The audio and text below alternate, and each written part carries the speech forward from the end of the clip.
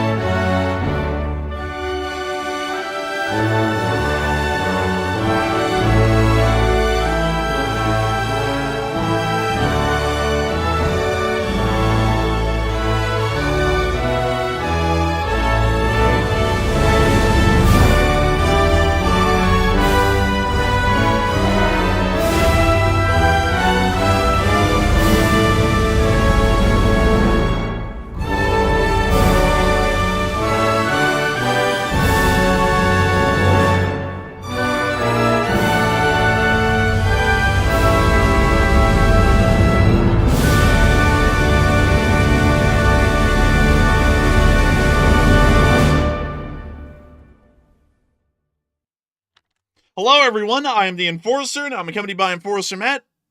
And good evening, folks. It's Enforcer Matt, and welcome back to day 1204 of the War News stream. And oh boy, we have some developments today in the Middle East. We are seeing U.S. embassies declare emergencies today and evacuate some people from these embassies out of the Middle East. And also, Israel says they're ready to launch an attack on Iran nuclear sites imminently. And also, Iran is saying they're preparing for a massive retaliation in response. And it looks like the thing we've been waiting for is actually starting to be put into motion at this point. So, big news today, and it's good to see you all once again. And of course, we're going to be covering the past 24 hours of news from around the world, as we have been able to hear significant developments inside the Middle East that are indicating that an Israeli strike against the Islamic Republic of Iran's nuclear facilities is inevitable at this moment, as Israeli sources have provided information to the United States of America that Israel is now poised and prepared to conduct a strike against the Islamic Republic of Iran here within the very near future and will be conducting this strike. We have already been able to hear that the Islamic Republic of Iran has responded, stating that any attacks by the State of Israel will be viewed as an attack by the Israelis and the United States as a whole, and the Iranians will respond by targeting and destroying Israeli and U.S. military equipment, facilities, and bases throughout the entirety of the region. This has resulted in the United States of America putting their embassies on high alert in some places and evacuating others, especially the Baghdad and Bahrain facilities, where we've seen that non-critical staff in Bahrain have been evacuated, and all staff at the Baghdad embassy of the United States in Iraq have all been evacuated at this moment, with that embassy being closed. A U.S. naval facility inside of Bahrain has also been put on high alert as well, as it appears that we are counting down the final hours into the major war which will be breaking out in this region. Even still, we have been able to see direct statements by Iranian proxies throughout the entirety of the Middle East that they will be conducting actions to target and destroy American bases and facilities, specifically making sure to go out of their way to attack the United States in response for any kind of a possible Israeli act. We have also been able to hear that outside of all this, somehow, some way, the U.S. is still trying to attempt a sixth round of talks with the Islamic Republic of Iran about denuclearization, as the special envoy to the Middle East is now preparing for that sixth round of talks in Muscat in Oman, although we are believing that that round of talks will most likely never begin and will most likely be put on hold due to Iran and Israel going out fishing. And when I mean fishing, they'll be fishing for bombs, and they're going to be catching a lot of them. Nevertheless, we have also been able to hear that the Democratic People's Republic of Korea is now working on, according to the IAEA, a new enrichment facility, which will help them to be able to take a lot of the uranium ore that they were able to process at the Pyeongsan uranium plant and start to produce nuclear weaponry at an even faster rate. From what we generally understand at this moment, the Democratic People's Republic of Korea is attempting to exponentially expand their nuclear arsenal to prepare for a possible confrontation either with the entirety of the West, considering that their support is currently aligned with the Russian Federation, or possibly to even start conducting even farther amounts of nuclear aggression or nuclear threats of aggression within the area of the Western Pacific. Either way, it is somewhat concerning, and coming right on the coattails of the Islamic Republic of Iran and the major situation that has been evolving around them and their future nuclearization. Outside of that, we have also been able to hear that the Russian Federation has suffered serious blows overnight by Ukrainian drone attacks, and we've been able to see that a lot of these blows are worse than the kind that Pablo Escobar used to give around, because we were able to see that a major gunpowder factory within the area of Katovsk was destroyed overnight by a Ukrainian drone attack, with a significant amount of the facility apparently going up in a fiery gunpowder-induced blaze after the initial hit by the drone. We have also been able to hear that some sort of an automotive repair facility, which now repairs main battle tanks of the Russian armed forces in Ingles, has also been hit and is currently on fire and has been destroyed as well. We have also been able to see that at this very moment, just 30 minutes before we went live on air, the city of Moscow is now under a significant missile and drone attack, with Ukrainian drones being seen also targeting the area of the city of Belgorod and flying across the border through Kursk and the Belgorod regions, attempting to breach further into the Russian Federation and hit more critical targets, either to help out the Russians to produce equipment for their war industry or to keep the war effort running in general. We have also been able to see that the Ukrainian armed forces have conducted successful artillery and drone bombardments of Russian forces throughout the entirety of the Kursk Oblast, hitting them before they could join the Sumy offensive, which is still ongoing at this point, although the front line has largely stabilized. Outside of this, we have also been able to hear that the state of Ukraine has been able to defend their lines once again today in most areas, although we were able to hear that for the first time ever, the Russian Federation has entered the Dnipropetrovsk Oblast of the state of Ukraine. Somewhat concerning, but not too much, considering that they've been about a half a mile away from that border for about the remainder of the past 3 months, and it took them 3 months to move westwards by about half a mile. Nevertheless, there is a significant amount of news to cover today, and these aren't even all of the main major pieces of news. These are just the biggest headline pieces that we have tonight. But it is going to be a wildly insane night of news coverage, because once again, we don't really see a lot of stuff like this happening, at least often, or to this kind of intensity at this point inside the Middle East.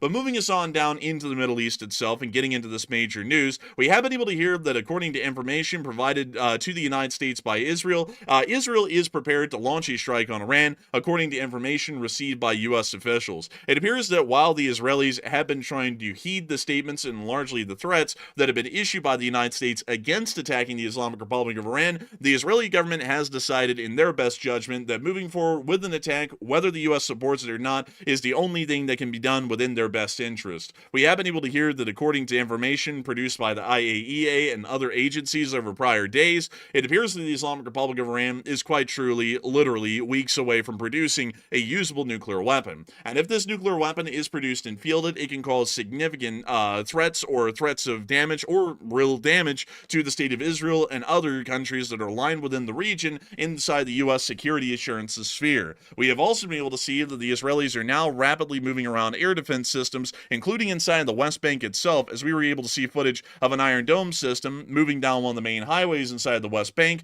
and preparing to set up in defense of their homeland. We can also see, interestingly enough, that while this is in the West Bank, this is actually to give you a little bit of an idea about how small Israel is.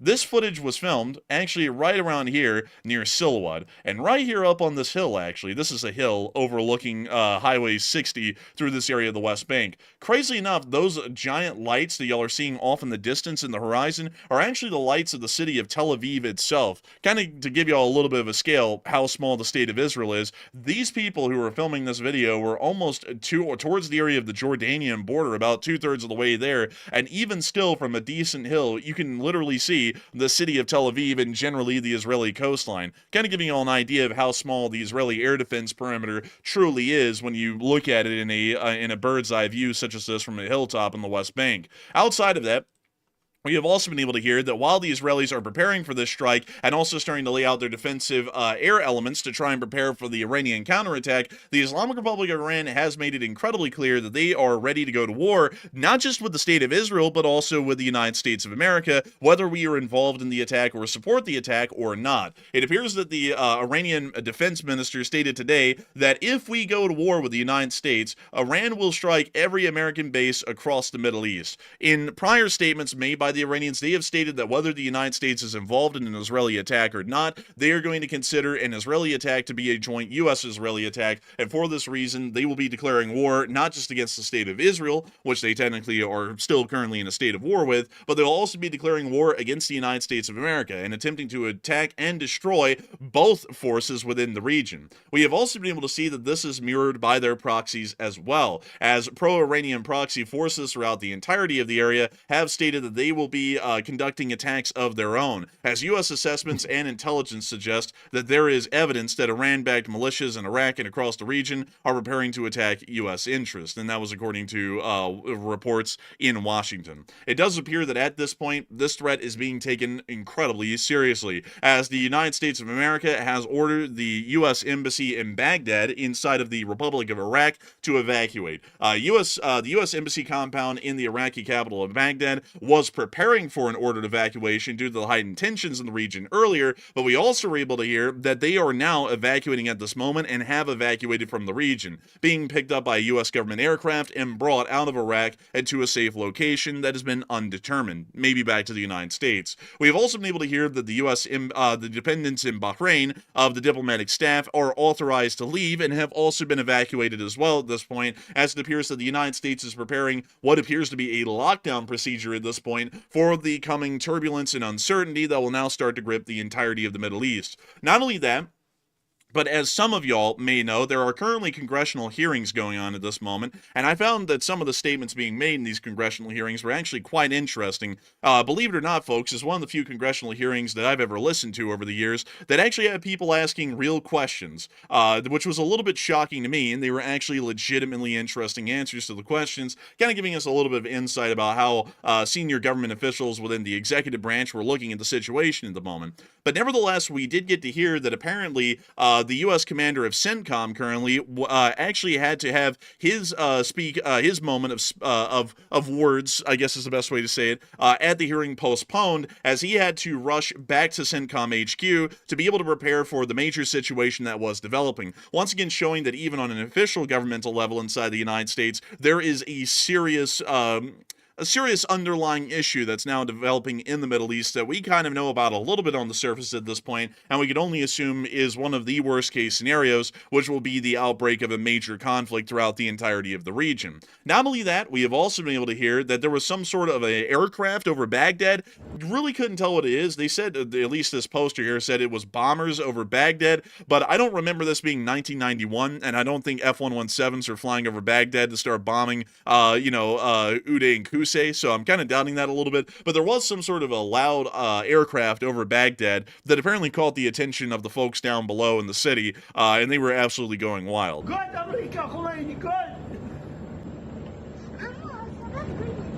When you see him looking up into the sky, we really can't see anything. We can't hear something. طيران حربي مكثف في سماء الزعفرانية. Hard to tell what that sounds like. It almost sounds like a helicopter. I can't really tell what it is, honestly, but still, it's a weird occurrence. Don't really know what it was, and of course, I have to say that we largely have to declare ignorance on that. Something was over Baghdad. It could have been a commercial airliner. It could have been a helicopter. We're not entirely sure at this point. Something was over Baghdad, though, and it did catch the attention of locals and had them in some kind of a panic for some reason. Outside of that, we also were able to hear further on down and towards the area of Bahrain that a U.S. naval base in Bahrain has been placed on high alert. Dependents have been cleared for evacuation of the diplomatic staff within Bahrain as well, and it appears that the consensus was very strong by pretty much everyone who's in the open source intelligence community that something major is going down in the Middle East at this moment. Out of all of this, as it is largely clear at this point that there is a major development going on that we're not really that privy to in the public at this moment in the Middle East, it's starting to show us that something major is going on. That's really the only thing that I can say, because major to what degree? Well, it's pretty clear what kind of a degree it really would be. The only degree that we could say is that the Israelis are about to strike Iran, and the Iranians are probably going to try and unleash all hell on not just the Israelis, but the United States as well. And with that in mind, the U.S. officials confirmed today that Iran is actively working on a nuclear weapon? Which I don't know why they had to confirm that today. We've known that for about 10 years at this point, but they confirmed it again for the 1,000th time over 10 years. And is it a pressure tactic? And Matthew, what are people thinking about it, and what are you thinking about it as well? All right. So like the enforcer mentioned, U.S. officials officially came out today and admitted to the entire public that Iran is indeed actively working on an active nuclear weapon right now in a secret facility inside of Iran. And of course, we have known that in the public for some time. This is the first official direct acknowledgement of that by U.S. officials. But basically what this is, it's the beginning of preparations for a major strike on Iran. And this is the first steps to preparing the public for that reality. So when you hear that today, that is why they're saying it out loud, is because they're preparing for the possibility of having to go to war with Iran. That's why they're doing it. So the question is to the audience, is this a pressure tactic or is this reality? So 34% said it is real and it's just plain true, the allegation that they're actively working on a nuke, while 28% said yes, it is a U.S. pressure tactic, and 30% said no, it's probably much more serious than the public's even being told about. And I would say I'm actually with the 30%. I think it's actually much more serious than we're being told, because the public is never told the full story, ever. It never happens that way, because usually the government deems the public not to be fully capable of handling the entire truth, because it could be a little bit too severe for most people to handle. So they try to water it down just a little bit, and then they slowly trickle information out to let us know what's really happening. So I would say personally, it is very serious. They're so close to having a nuclear weapon right now that Israel is starting to prepare for literally attacking imminently within the next day, or maybe even hours they could attack. There's just no telling right now. It's very razor thin right now. So I would say definitely very serious. But Enforcer, what say you? I would have to say that the situation is quite serious inside the Middle East. And I know that a lot of people would like to say that it's not that serious, but when we see governmental actions and official actions of the U.S. Diplomatic staff of the Department of State, as well as official actions by U.S. military bases within the region, it is a very strong litmus test that there is something major that's going to be going on that will most likely involve the United States militarily, or put us under some form of attack for our assets and personnel in the region. That is inevitable at this point. These kinds of actions are rarely ever taken unless if there is significant intelligence to prove that something is coming around the pipe or coming down the pipe, and it's inevitable. Once again, I want to remind y'all that watching the U.S. Embassy inside of Kyiv gives us a very strong indicator on when there is ever going to be a major air attack on the state of Ukraine, because generally the embassies are provided a great deal of top secret intelligence on a need-to-know basis to make sure that the diplomatic staff of the United States are as safe as possible overseas. And considering that the information from the U.S. Embassy was dead to rights correct in saying that there were going to be major air attacks over the state of Ukraine, and it was true, as hundreds of drones have been launched in the state of Ukraine by the Russian Federation pretty much every single night since then, that seemed to be dead on the nail. And once again, we saw that that embassy only went through those emergency preparations once it was clear that there was enough intelligence and information to prove that something was going to happen. With this happening in the Middle East, not just inside of Iraq, but in Bahrain as well, it is quite clearly showing us that the United States of America has clear, credible intelligence that the Israelis are most likely going to be operating outside of the wishes of the United States and conducting an armed strike against the Islamic Republic of Iran. We once again have to remember that there is a very strong casus belli which is a Latin word for a reason for war. There is a very good reason for Israel to go to war with the Islamic Republic of Iran, and it's the fact that the Iranians are producing a nuclear weapon. And from what we've been able to tell, it appears that they are incredibly close to possessing a nuclear weapon. As a matter of fact, from what we're hearing, they may actually be wildly close to field testing a nuclear weapon inside of the country and confirming that their nuclear technology and nuclear weaponry actually does work. If that is the case, it's going to be too late. Once that happens, it's over. There's nothing to even talk about anymore. Iran is a nuclear country, and the world will have to wake up the next day and realize that there is now another wild, uncontrollable dictatorship out there that is in the possession of a nuclear weapon. It appears that the state of Israel is not going to tolerate that whatsoever, and I'd largely say that the United States, for our own national security interests, should not tolerate that either. But nevertheless, we appear to have a much greater appetite for uranium-235 being dropped off Amazon Prime deliveries, same-day shipping here in the United States at this point, and so we're actually trying to still go through a 6th round of talks, which we'll get to here in a minute. But beyond that, it does appear that the Israelis are not willing to try the 6th time as the charm. They probably believe that the first time was the charm, and if that didn't work, get to bombing them. And it appears that the Israelis are going to be getting busy doing such a thing. We're most likely going to see that this is going to be one of the most extensive and meticulous air campaigns that the Israelis have conducted in their history yet. It is most likely going to require the majority or all of the operational parts of the Israeli Air Force in this air operation to be able to try and target and cause damage or destroy the Iranian nuclear research and development facilities. We may also see that they will be attacking in the process of that, considering that this will be the outbreak of a major war, other significant military targets throughout the country, including air bases, air defense systems, and so forth. This war will most likely be fought entirely in the opening, in the air alone between Israel and Iran. And if the Israelis can pretty much get the drop on the Iranians, not just hitting their nuclear research and development sites, but also hitting any kind of significant air defense or air asset targets, this will be allowing them to have a greater advantage at the opening of that conflict, and it also will allow for the United States to most likely make a much easier decision to join into the war, at least on paper. Outside of that, you know, that's the dumb part right now, because so far it sounds like Israel is going to be acting on its own accord when they decide to attack, because so far all the reports have indicated that Israel is the one who's going to be acting independently of the United States by attacking Iran's nuclear sites. So it sounds like it'll be a solo operation just by the state of Israel. So if it is indeed that, and of course it could remain limited between Israel and Iran, but that's not going to be the case. Iran is already saying publicly and committing to it that they will intentionally attack U.S. bases and assets in the region in response to an Israeli attack, because they view the Israelis and U.S. Country as acting together in whatever they do. So that's the dumb part. Iran could possibly be in a situation where they just fight with Israel, but they're going to expand the fight to force the United States to get involved. And once we get involved, it's a combination of two very strong powers, Israel and the United States. Iran's going to be in a much worse position. So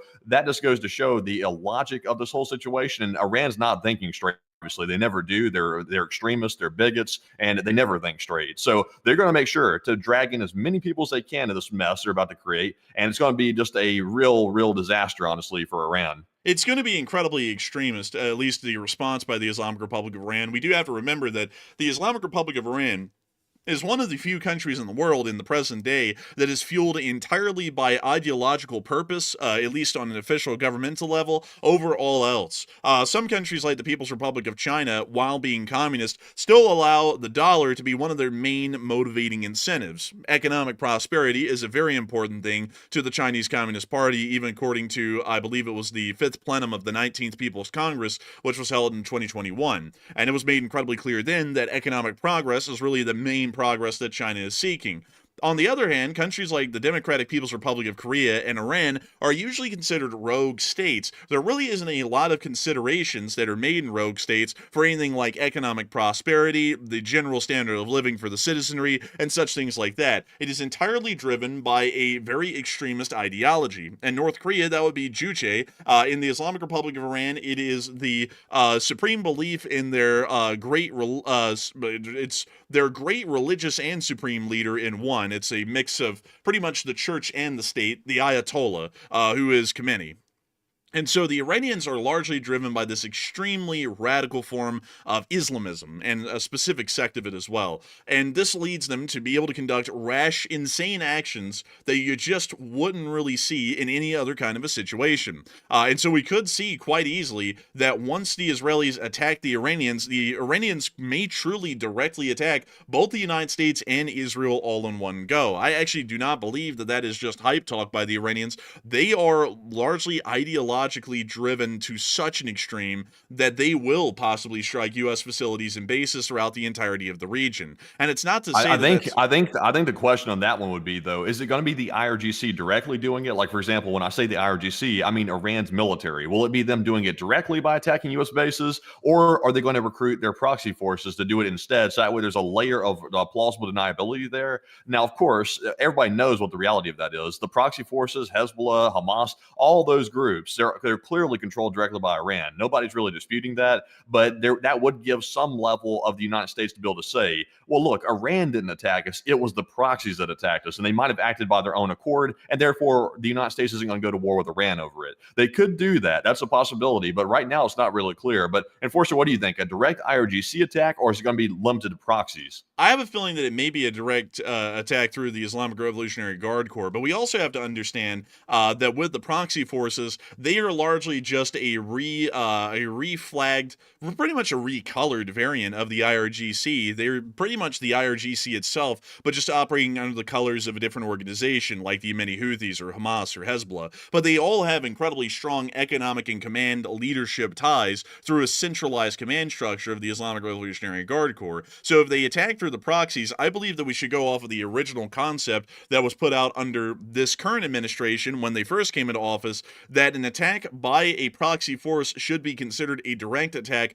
by the Islamic Republic of Iran, because they are largely funded and supported almost entirely by the Islamic Revolutionary Guard Corps itself, which is the armed wing of the Islamic government in Iran. So I would say that that would be probably the stance that we should take, because there is going to be no culpable deniability that the Iranians could make that these proxy forces were largely leaving the U.S. alone, at least until the Israelis attacked Iran, and then they're going to start going and unleashing hell on U.S. bases throughout the whole area. If that is the case, I don't think there is any culpable deniability at all, and it should be clearly taken as a hostile act by Iran itself through these proxy forces, which are only proxies in name only. They are pretty much direct actors of Iran in their own right. I think that's the way it should be viewed, but I'm not really sure how the U.S. is going to end up viewing it in the end, folks, so take what I'm saying here with a grain of salt. That's how I think it should logically be approached, but logic sometimes does not apply. Nevertheless, a lot of people have been talking about the actions of the U.S. embassies and bases throughout the region, and the fact that a lot of them are being evacuated and then the bases are being put on high alert,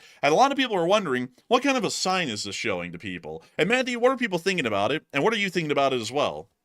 All right. So whenever the U.S. embassies start evacuating and also preparing to evacuate all their people, right now I think it's limited to dependents, and also maybe the women I think are evacuating. I'm not really sure. It's a limited evacuation and also major preparations to fully evacuate later. But they're declaring emergency council meetings at these embassies, and that's a very bad sign that things are going sideways. Whenever that happens, that is a almost surefire way to know that something is about to definitely happen. It's just a matter of timing. So what is everybody's thoughts on that? So 66% said it's a clear sign of imminent war, while 21% said it's a severe precaution for safety, and only 7% said it seems like just an optics move, maybe to intimidate Iran. And I really doubt this is a way to intimidate. This is definitely a large logistical move by the United States. They would not undertake something of this magnitude unless they knew for a fact that something was about to go down. So this was the main indicator to me that said that Israel is definitely going to attack Iran. It's probably coming up in the next few days, or maybe even up to a week, or maybe longer than that. The timing is uncertain. We really can't guess with certainty when it's going to take place, but I'm pretty sure at this point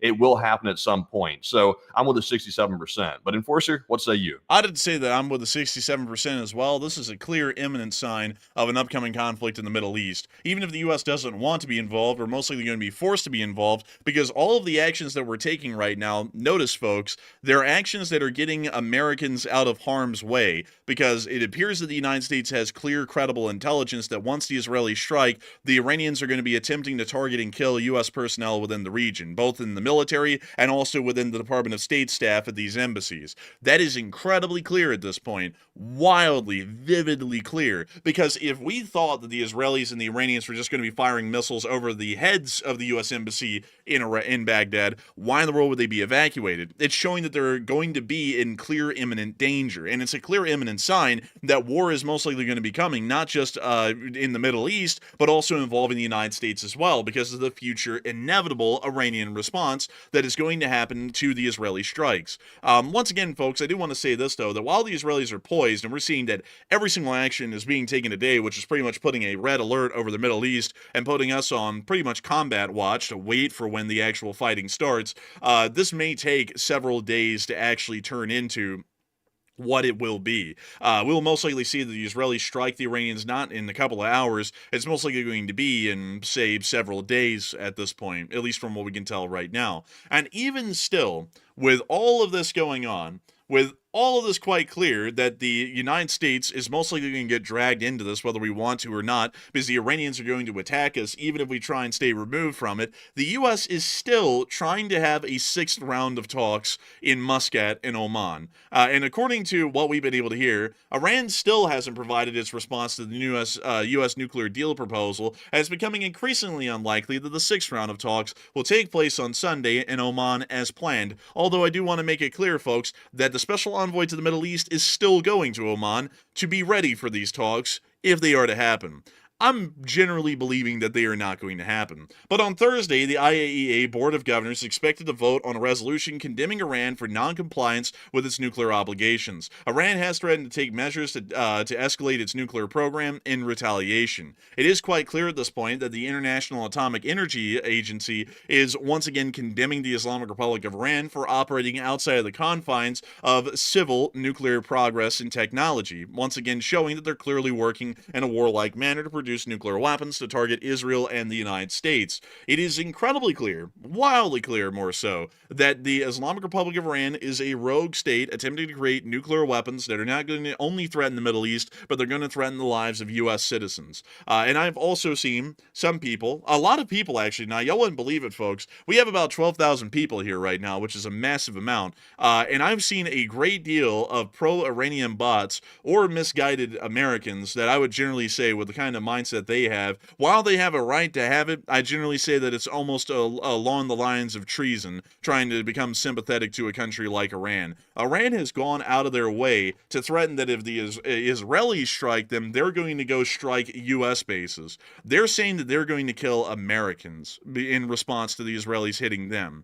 The U.S. has made it incredibly clear through its spineless actions at this point, that we are willing to let the Iranians treat us like fools and go through 90 different rounds of talks and get absolutely nowhere with them, and even more so, we are so scared of an Iranian response, we're actually going to evacuate all of our embassy staff, our diplomatic staff, pretty much throughout the whole region in fear of the Iranian response. Then, as a result of that, some people in America want to say that Iran is actually our friend, and that they're not a hostile country, and they actually have America's best interests at heart, and we could become big chums with them, while they're sitting here openly today through the defense minister threatening to strike American bases across the Middle East and kill American soldiers wherever they can, and American diplomatic staff if they're left behind. I don't really know how so many people can be misguided and that stupid, to be entirely honest, in the modern U.S. to say things like that, because you're quite literally saying that the people who are about to start trying to kill us tomorrow, even when we had nothing to do with what's about to happen, are actually our friends. I guess y'all find friends with like the violent homeless tweakers under the bridge that were trying to stab you, and you go, actually he's a nice guy, he's just trying to tickle me with the butcher knife he's got. I don't really know. But beyond that, the Islamic Republic of Iran is an enemy of the United States, without a shadow of a doubt, and they should be treated as such, instead of us continuously trying to find some sort of common ground with a country that literally chants death to Israel, death to America at the opening and ending of every single one of their parliamentary sessions. It is a hostile state, it is a rogue state, and it should be dealt with accordingly. Nevertheless, I hope that does address the Middle East, at least the best I can. But it does appear that a lot of people are still speaking a lot about the attempted talks that are going on inside the Islamic Republic of Iran. Well, not the Islamic Republic of Iran. Sorry, everyone. I believe it's the Emirate of Oman. And a lot of people have been saying that this doesn't really seem to be a smart idea to go into a sixth round of talks with a country that is quite clearly not even wanting to talk about this at all, and is more so wanting to start slugging us right in the face instead of seeing about reaching some sort of a peaceful resolution. And a lot of people have been putting in their thoughts about the attempt at a sixth round of talks, which will be coming up here on the weekend. And so, Matthew, what are people thinking about this, and what are you thinking about it as well? All right. So right now we're getting mixed signals. We're not really sure if the U.S. is actually moving forward with these peace talks or not. They're going for the sixth round of peace talks, which is already way too many. It shouldn't have been gone past the first or the second one, to be perfectly honest. But we're at the sixth round, and now it's amidst this massive escalation that's taking place between Israel and Iran. So it's getting a little bit into the realm of delusional land, if you ask me. But about 55% said the U.S. is being delusional, while 26% said the U.S. is pressuring Iran to talk and using this entire circumstance to pressure them to actually back down, and 14% said they actually won't end up talking at all, and it's just simply a news story that is really meaningless. And here's my thing. I think the U.S. would like to have another round of peace talks, but I don't think Iran's going to show up because they're already making extremely threatening statements toward Israel and the United States. And Iran, even as crazy as they are, they're not going to show up and pretend like things are normal because they're crazy, but they're not that crazy. So if the U.S. is hoping to show up anyway, then I think that shows where the mindset kind of is right now. It's kind of in delusional land. So I would say, generally speaking, let the situation play out. Let's see where Iran's going with this and be ready to respond very forcefully if Iran crosses a threshold. And they're already crossing it. The Secretary of State and also the officials in the government said today that Iran is literally actively developing a nuke in their warehouse. I'm not sure how much more direct you can get than that. That is literally a call to action for all Western allies to go in and deal with the situation. So I'm not sure what there's left to discuss. Iran's already breached trust over and over and over, and there's no capacity to trust Iran whatsoever. So I'm not a warmonger. I don't want war. But when there is an instance like this where you can either back down and let them gain a humongous leverage over the West, or we can go to war and have a short-term loss, I would say go in for it right now. Deal with it while we can. Don't wait until later, or it's going to be much worse and pretty much impossible to deal with at that point. Now, I think the U.S. officials might be realizing that to some degree. But Enforcer, what say you? I would have to say that attempting a sixth round of talks with the Islamic Republic of Iran is quite ridiculous. We've been engaged in 5 talks that have failed so far since the new administration took office in late January. That means that we have had about 1 failed talk per month with the Islamic Republic of Iran since the ushering in of a new administration in the United States. That is showing that there is no attempt whatsoever by the Iranians to even find any common ground with the U.S. on denuclearization. As a matter of fact, every single one of the failed talks failed where they started, literally at the very bare basics of what would begin to become a denuclearization deal. None of them have made it anywhere, and attempting to try and get into a 6th round of talks,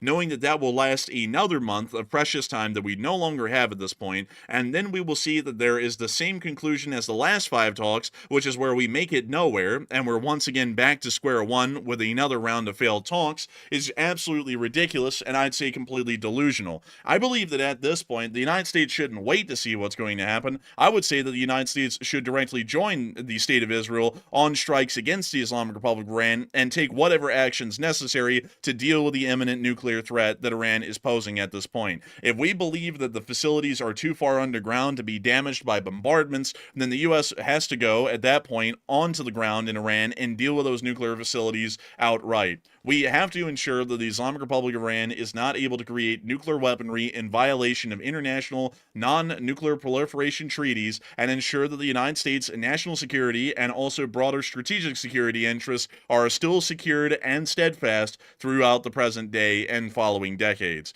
This is something that I'm not at all one to negotiate with. Some people say goofy things like that's warmongering. I have a feeling that those people are a little bit too ignorant to understand what's at play here. These people are creating a nuclear weapon that will kill their stupid ass as quickly as it'll kill ours. And people aren't getting that. I don't know why. It doesn't make any sense to me at all, because the nuclear bomb isn't going to discriminate between you and me, whether you liked Iran or I didn't. Because when that thing comes down to the United States, it's killing everyone within a specific radius. So I'm generally not a fan of having to sit there and go, who liked Iran more, and is the nuke going to kill you or is it going to avoid killing me, because that's living in fantasy land.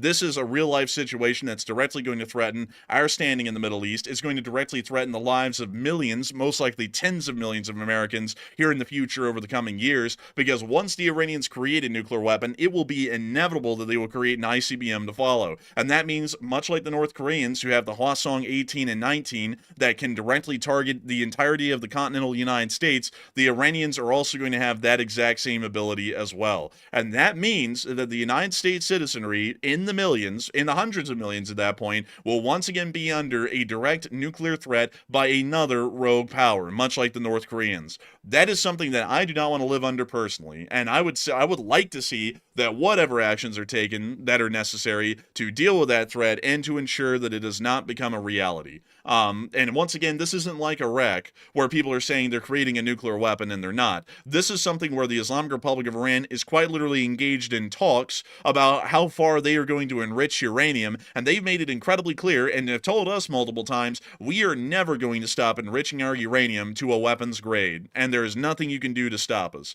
They have made that incredibly clear. Why in the world would a country that is peace-loving like Iran, as some people will like to claim, refusing to stop enriching uranium to a weapons grade if they have no intention of creating a nuclear weapon? That flies in the face of logic. Their insistence on continuing to enrich uranium to a weapons grade and then having it disappear within their own borders for some sort of clandestine purposes later is clearly showing that they are working on nuclear weaponry. And it's something that we should deal with and stop at this very moment as quickly as possible. But still, it is a very interesting situation nevertheless, and hopefully we'll be able to see that the United States is able to make the right decisions at this point in dealing with the Islamic Republic of Iran and the future hostile actions that are inevitable at this point inside of the Middle East. But moving on from that and outside of the Middle East, it is time for us to move on into some other news, speaking of nuclearization around the world. And that moves us on to one state that actually pulled a fast one on everyone and actually developed nuclear weapons without really the entire world knowing, and that is the Democratic People's Republic of Korea, also known by many as North Korea. It's the one country that has like the really fat guy in charge of it. Some people call him Rocket Man, some people call him the Fat Boy or the Po Boy. But nevertheless, we were able to hear that apparently, according to the IAEA as well, they are now saying that North Korea is building a new uranium enrichment facility. Now, this is something that is incredibly interesting to me because it's actually showing that the Democratic People's Republic of Korea is now finding some sort of a strategic need to be able to produce a significant amount of enriched uranium for a weapons grade. This is also something that's showing us that the Democratic People's Republic of Korea is attempting to mass produce nuclear weaponry, nuclear warheads, most likely gravity bombs, intermediate range and short range ballistic missiles, as well as ICBMs, to further grow their nuclear arsenal in the one that truly could be rivaled by some of the greater powers in Europe, like Britain and France. The North Koreans have made it incredibly clear at this point that they are going to continue to build their arsenal, and that is a wildly concerning thing as well, considering that the North Koreans are the only country in the world that actually has a preemptive first strike nuclear doctrine, meaning that if they feel threatened, they don't even have to be in a conventional war, they can just fire first if they feel threatened enough, at least by their own doctrine. So that is a little bit concerning to hear that they're now going to be attempting to produce even far larger amounts of enriched nuclear material. But you know something that kind of hit me, folks, while I was listening to that? It's a little bit crazy how North Korea has their priorities completely backwards, because they have enough nuclear weaponry at this point that I can guarantee you no one will want to touch them, not even the United States. But at the same time, they still do not have electricity or any reliable electricity throughout the entirety of the country. And if they actually just enriched some of this uranium to, say, a fuel grade, they could actually start to electrify a large part of North Korea and actually start to improve the quality of life and also their industrial output as a result. But instead of doing that, they are now moving into actually trying to produce more enriched uranium at a weapons grade to be able to try and ensure that they will be able eventually to threaten everyone even more than they already can right now. Absolutely. The dictator's not going to flip his priorities around and take care of the people all of a sudden. He's got to make sure he's got enough weapons to basically go and get everybody if he wants to. That's the dictator's priority. You're expecting him to stop being a dictator. He's not going to do that. Yeah, I mean, it's just absolutely absurd. You know, they could actually provide electricity and through the production of electricity, a massive industrialization of North Korea could occur, and they could possibly try and create an export-based economy with the People's Republic of China China in exchange for food resources, which they don't have enough arable land to grow on their own, meaning that they could actually improve their situation quite significantly if they took that route. But the North Korean government is so short-sighted and so ignorant, they'd rather continue to develop more nuclear weapons than actually improve the lot of their own citizenry, really showing you what kind of a despotic regime that really is at its absolute core. But moving on from that, now to the Democratic People's Republic of Korea, we also have been able to hear more significant news from the rest of the world, specifically Eastern Europe. And there has been a lot of major news that has been going on out here, up on in the very busy lands of Eastern Europe at this point. I gotta say that there is a lot going on up here every day, at least in terms of strikes by the Ukrainians into Russia and Russia into Ukraine. And it's just a wild thing, actually. But I also want to point out today, we actually didn't include any of this on our news coverage tonight, and it's something that I kind of wanted to cover, but I don't really know how political people would take it. But there was actually a congressional hearing that was conducted today by some higher members of the House of Representatives and the U.S. Senate about the U.S. foreign policy positioning around the world. And interestingly enough, pretty much the entirety of the hearing, I don't know if you saw some of it, Matthew, but they were actually grilling the Secretary of Defense and others about our positioning throughout foreign policy pretty much in every situation around the world, and saying that some things were far too soft, especially situations evolving in Eastern Europe at the moment, like the war in Ukraine, and also the situation in the Middle East with the Islamic Republic of Iran. So it was actually a little bit interesting to see that there's generally a great question that is filling the Congress at this point on all ends as to why the positioning is so soft on everyone at this point. We're not really willing to move forward with sometimes the tough calls that have to be made. I wanted to cover that a little bit and show y'all some of the clips of that, but it was just interesting to see how that was going on, at least today inside of the congressional hearings. Nevertheless, I think it's a shift for optics. Personally, I did see some of it. I think mainly what the problem is trying to convince the American public that believes we should basically take an isolationist approach to foreign policy, which is obviously not a good idea, because when you have states like Iran going rogue and states like Russia attacking sovereign countries like Ukraine and then trying to move on to NATO countries, you can't be isolationist under that premise right there. We have rogue actors acting like idiots around the world, so you have to respond like not necessarily like the global police necessarily, but you have to be a strong force since we're the preeminent superpower in the world right now. So I think mainly we'll probably pivot back to a strong supporting of these countries,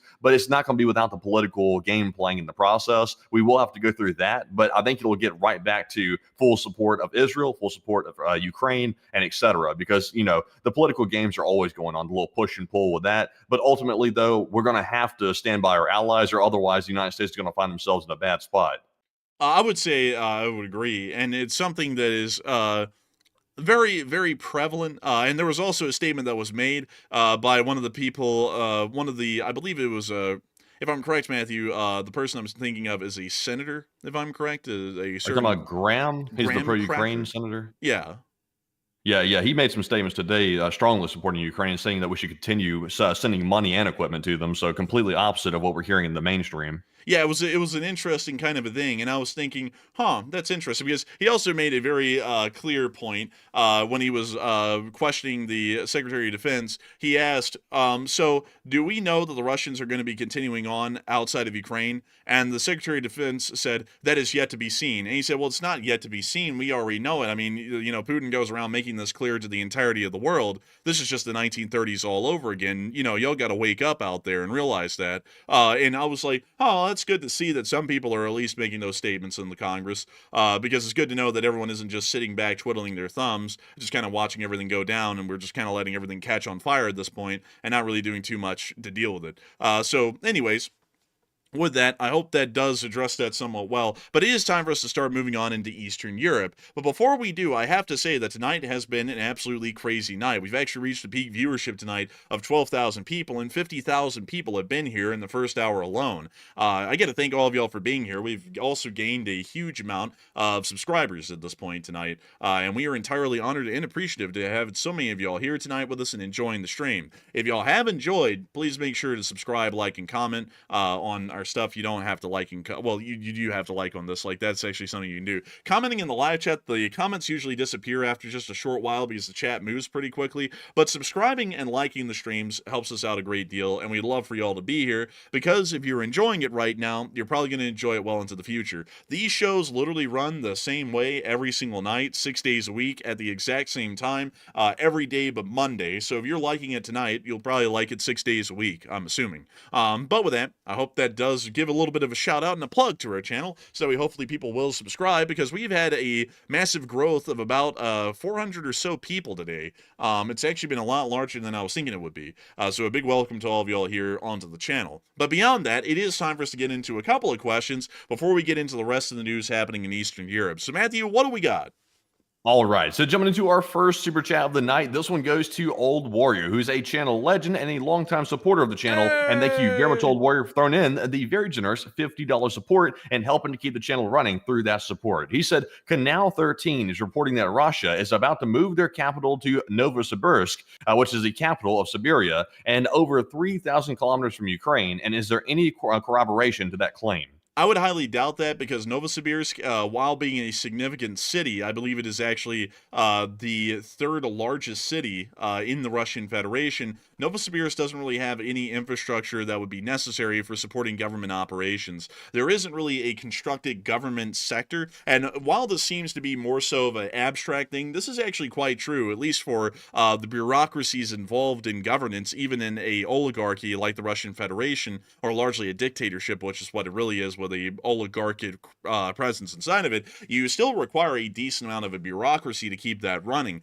There are no buildings in Novosibirsk currently that could house the entirety of the Ministry of Defense, the Russian Duma, which is their version of a parliament, although it really doesn't have any power at all, the office of the president, as well as a presidential residence or an official office like the Kremlin. None of that exists within Novosibirsk to make that a reality. Moving capitals is something that is actually wildly difficult, and you rarely ever see in the modern world, unless if it's a smaller country, that a capital is ever moved. And when they're moved, it's an absolutely gargantuan process to get that done, and usually takes years. The best example that I can give of a contemporary attempt to move a capital would actually be inside of Egypt. Cairo is still, at this very moment, the official capital of the state of Egypt. But it won't be for long, because the Egyptians are actually building a brand new administrative capital city in the middle of the desert. And this has been something that Sam Kinison said a long time ago: you're living in a freaking desert. And it's something that the Egyptians are actually finding out, that trying to build a capital 12 hours away from Cairo in the middle of the freaking desert is not a smart idea, because they're actually trying to re-divert a large amount of the Nile's water into this area to create an artificial river that quite literally flows through the desert, which is a terrible idea, because the evaporation rate is going to be insane, and that's also going to start impacting the Nile Delta, which is a significant part of the population of Egypt and also a large part of the economy. But the general idea behind building this capital was that coups in Egypt happen often, and at least historically they've happened a lot. That's really how the government changes in Egypt, more so than democratic elections. So the government is trying to find a way to make it a lot more difficult for them to be overthrown through coup. And one of the ways to do that is to pretty much remove the capital all the way out of Cairo, because if they're out of Cairo, they're pretty much out of the major population center of Egypt. It's going to be a lot more difficult for people to pull off a coup. And if they want to pull it off, they're still going to be largely 12 hours away from the actual government. So that's why they're building this new administrative capital out here in the middle of the freaking desert. But this has still been a project that has been ongoing for, I believe, about 8 years at this point, and they're still not even close to finishing this project and actually getting it off the ground to where the capital can officially move from Cairo into the new administrative capital out here, which is also going to literally be called the new administrative capital. So if you were ever wondering, what is the capital of Egypt going to be called? You know, you're going to have all of your old capitals like Ankara in Turkey, Paris in France, London in the UK, and then you get to Egypt, this is literally going to be called new administrative capital. Very creative name. Some say it's the most original name on the planet. But once again, just to prove the point that this isn't an easy thing to do, Egypt is really the only country in the modern age that is doing that at this moment, and they are still 8 years into trying to move the capital, and they're still nowhere close to actually finishing it. Also, by the way, another funny thing about this capital is that this is the Ministry of Defense, called the Octagon, and believe it or not, it's actually 10 times larger than the U.S. Department of Defense's the Pentagon. And I don't have a clue why, because it's not like the Egyptians are running a massive military or they're running any major military operations globally. But for some reason, they need 10 times the office space and 10 times the bureaucratic personnel to run the military. It just doesn't really make any sense at all. And then they also And have also, and also, why do they have to rip off her name and make it the octagon? That sounds so cheesy. It's like that's clearly a play on the Pentagon. And also, like you're saying, they don't need all these people. Egypt doesn't even really power project like that. So it's like I don't even know what the hell that's about, man. It's like it seems like corruption is what it seems like. Yeah, the whole thing is like a series of corruption, man. It's just giving out expensive construction contracts. None of this is. I don't really think this is ever going to go anywhere. Because just look at this goofiness here. Like they built this giant park, and the thing is that it's once again 12 hours away from Cairo. So who is even going to be able to enjoy this giant park? And also, why the hell are they building this giant, luscious green grass park in the middle of the desert? Like it's just a Man, it's the massive people's waste. park. It's the park for the people. You know, the people's park. Yeah, it's the people's park, the park of the people, and there's also a lot of Egyptian symbology and imagery that's being put inside of this thing. Like literally the whole thing. Like let me see if I can show it to y'all here, or at least the renderings of it. Well, actually, here's the real triumphal arch being built. The whole thing's got a lot of like ancient Egyptian influence to it. It's just a really bizarre kind of a thing. Like if you Where are they look, getting all this money from? Like, am I just not familiar with how Egypt's making cash or something? I mean, this is very expensive looking, this whole thing. I actually have no clue where they're getting the money from, really, because the undertaking of this project is huge. I mean, it actually is massive. This thing in total is going to be bigger than New Cairo City by I think about a factor of 2. And it's like, where the hell are they getting the money? Like when you put this thing over Cairo, like look at this, look at the size of this thing, and then take that and plop it on top of Cairo. It's as big as Cairo, actually. Yeah, I don't understand that. It's like when, what a business does when they expect to expand or their business is going to grow. They start building like larger than they need to prepare for it. But it's like Egypt's not going to become like a global superpower or something in the next 10 years, and probably not even in the next 100 years. They're not going to be a global superpower. So why would they need such structures like this? It's just crazy. That's why it's got to be corruption or something. And also, where the hell the money's coming from is a whole nother question. Yeah, it's just bizarre. But beyond that, I hope that does answer your question well about the Russian capital moving to Novosibirsk.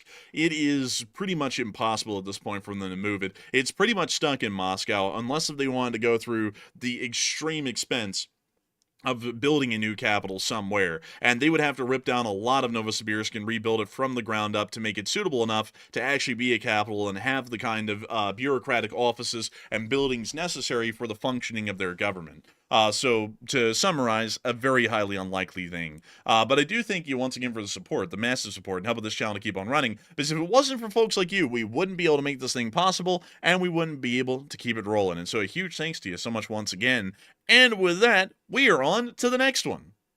And our next one here goes to Andrew Barbro, who puts in a $50 donation as well. And thank you very much, Andrew, for that $50 support and also helping to support our work and keep the channel running. And he said, wake up, morons. He said, Iran equals Persia, 2,000 years of hatred for anything that's not them. And we expect a change for what reason?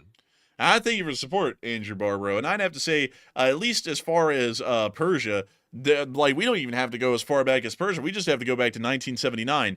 This country came into existence holding U.S. embassy personnel hostage. That was the first thing they did as an actual country, was that they held our embassy staff hostage, like terrorists, which is just ridiculous. It's like, and so we are going to say that this country is our friends. They make their entire thing hating on the U.S. Like, I can go pull up plenty of videos of them in their parliament chanting death to Israel and death to America in the same sentence. They hate us. I honestly would say if the U.S. was anywhere closer to Iran, they would probably hate us more than they hate Israel. That's the truth of it. And so it's just a ridiculous kind of a thing that people are putting forward, that the Iranians are these nice people to be trusted. I've seen some people trying to say that Iran isn't that radical. They're not that crazy. They're just kind of middle of the road.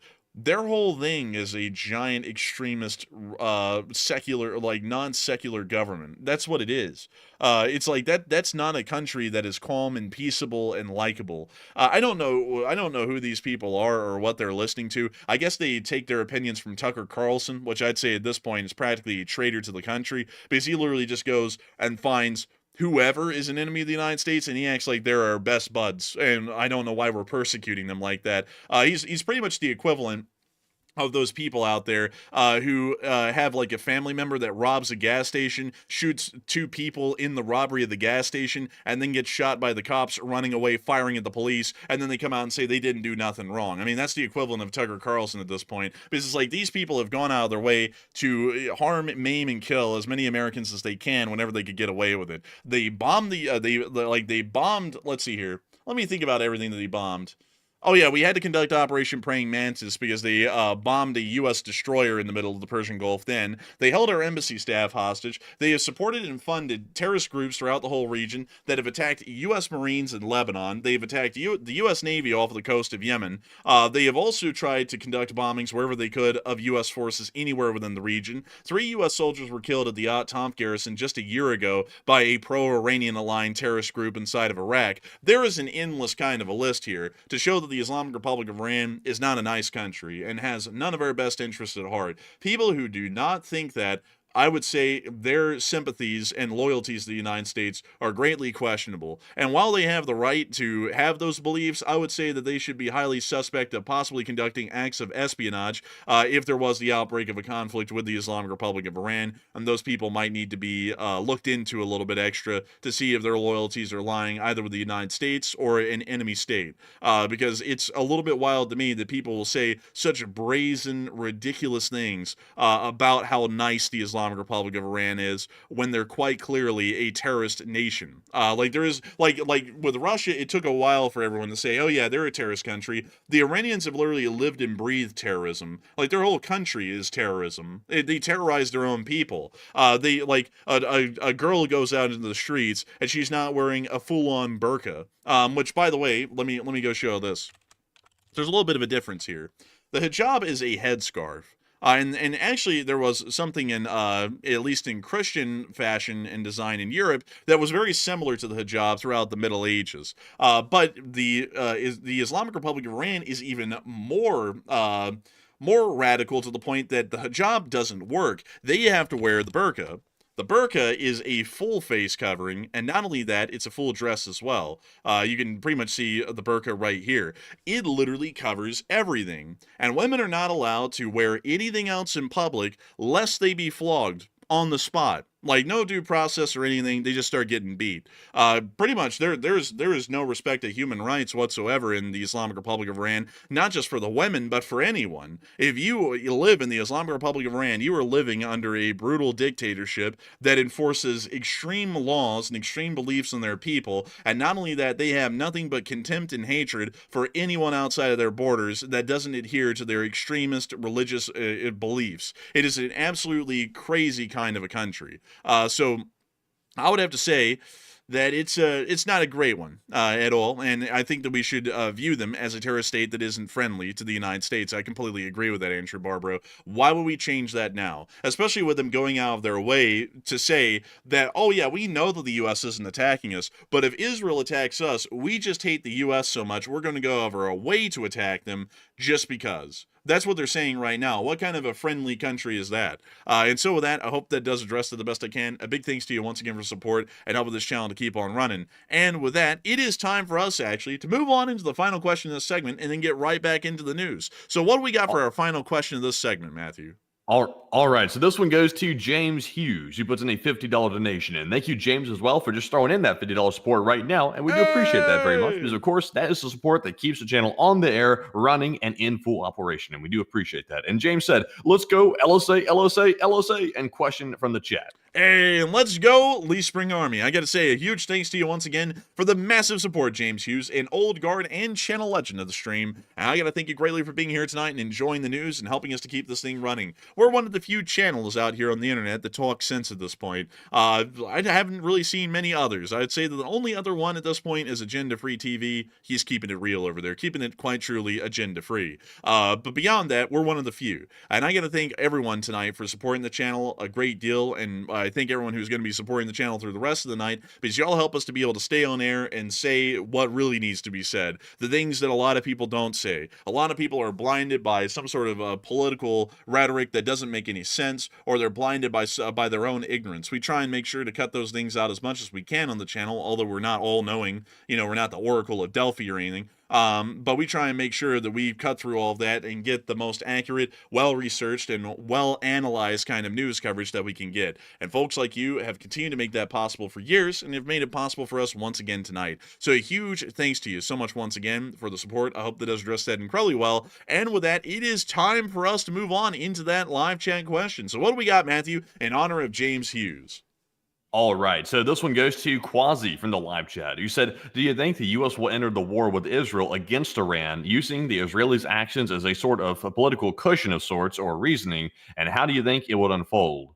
I would have to say that at the moment, from what I'm understanding, how it appears that it's going to unfold is that the Israelis are going to attack the Iranians quite heavily through air power alone. The Iranians are going to get pissed, and they're going to respond, most likely in days after that, by firing a large drone and missile attack at the Israelis and pretty much telling their proxies throughout the whole region, wherever they are, to go absolutely wild and attack anything Israeli or American. I have a feeling that that's probably how it's going to go. So it's going to be pretty hairy. I can't really give you a lot more of a breakdown than that, because we wouldn't know where the attacks would come from, what bases they would be targeting, how the attacks would be launched, because a lot of these proxy forces are sometimes well-funded and well-equipped, and some of them are also very ragtag and poorly funded and equipped. So we really don't know exactly how the attacks would unfold, but I have a feeling that U.S.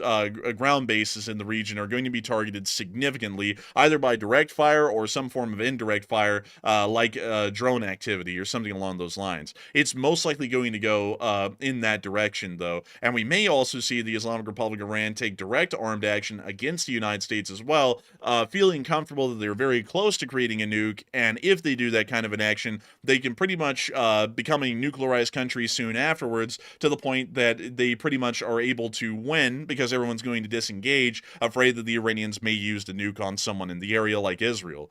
So with that, I hope that does address that the best I can, at least from what I would see at the moment. But once again, that's only my analysis, and take it with a grain of salt, because we generally have a good batting average of being correct on our analysis, but there are times that we are wrong. So once again, keep that in mind. This isn't, the word in stone. This is just more so what we're thinking is going to be coming down the pipe.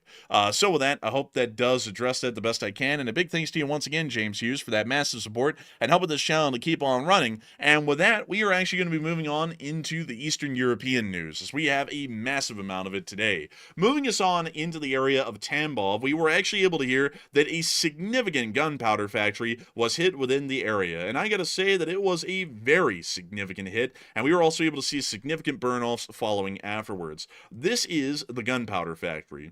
It almost looks like a forest, but this entire giant carved out perimeter in the trees is the outskirt of the giant gunpowder ammunition factory. This whole thing is the complex. They specialize in the production of gunpowders and munitions at this facility to be able to help out with the Russian war effort. And we were able to see multiple videos and pictures confirming the hits on this gunpowder factory. We can see one of the massive fires burning here, and we can also see the white smoke showing that it is gunpowder that is burning inside the factory.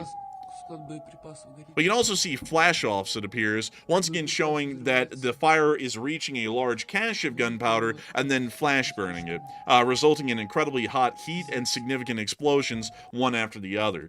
This kind of a fire is actually more devastating than others, as the extreme heat seen for those somewhat semi-long durations will actually be causing a significant amount of damage to the facility inside. We can also see here more footage, an amalgamation of it, showing the fires and the attacks themselves that hit the gunpowder factory here south of Tula. Well, actually, Tambov, correction.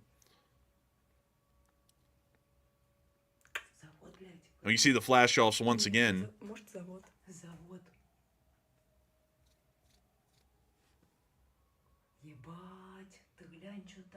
Нам пиздец.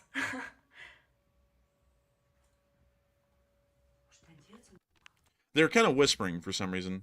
Interesting. Anyways, we got to see the attack right here. You can hear the intermittent sound of air defense fire, and then the explosion right there. With that, we're going to be moving on into our next clip, where we also got to see the sounds of air defense fire and the hit from another angle. You can actually see the Ukrainian drone right there. It's that little speck on the screen. And the symphony of small arms fire just going off in the distance, and it's just not working like usual. The Russians are bad shots. Terrible shots. Honestly, sounds like Iraq.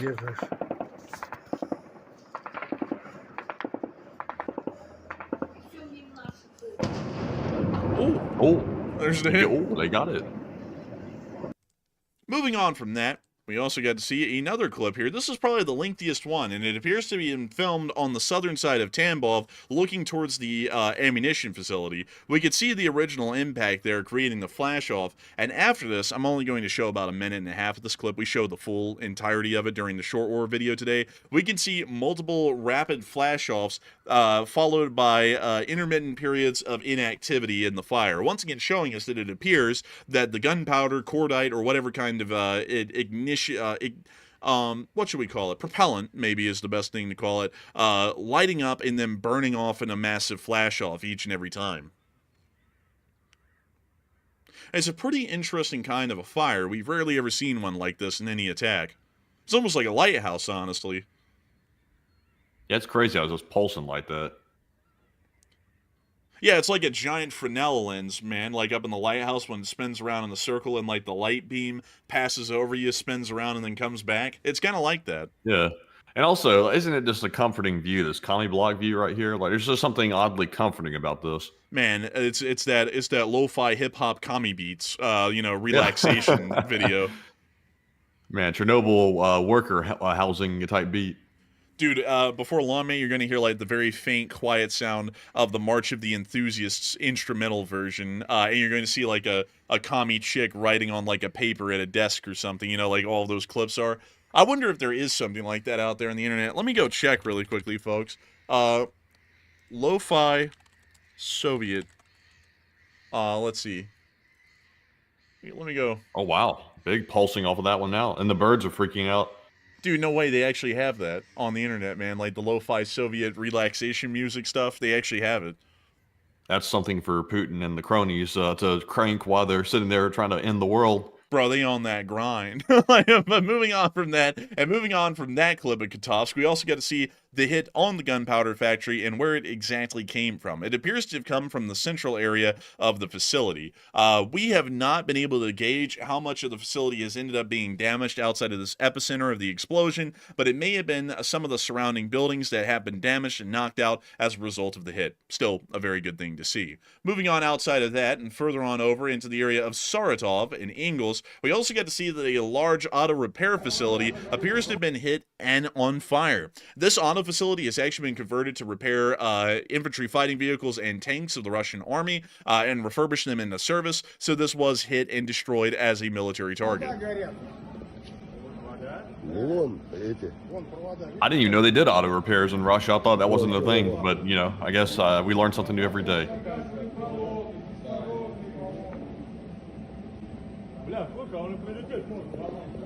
And that's the end of the clip right there. And moving on from that and on into our next one, we also got to see another explosion. The same explosion in Ingles, but another angle. And you can actually see it way out there in the distance. And also right here as well, while the fuel tanks that were hit several days ago are still smoldering over there in the distance. Outside of that, we also got to see a very interesting clip of something that you don't really get to see often.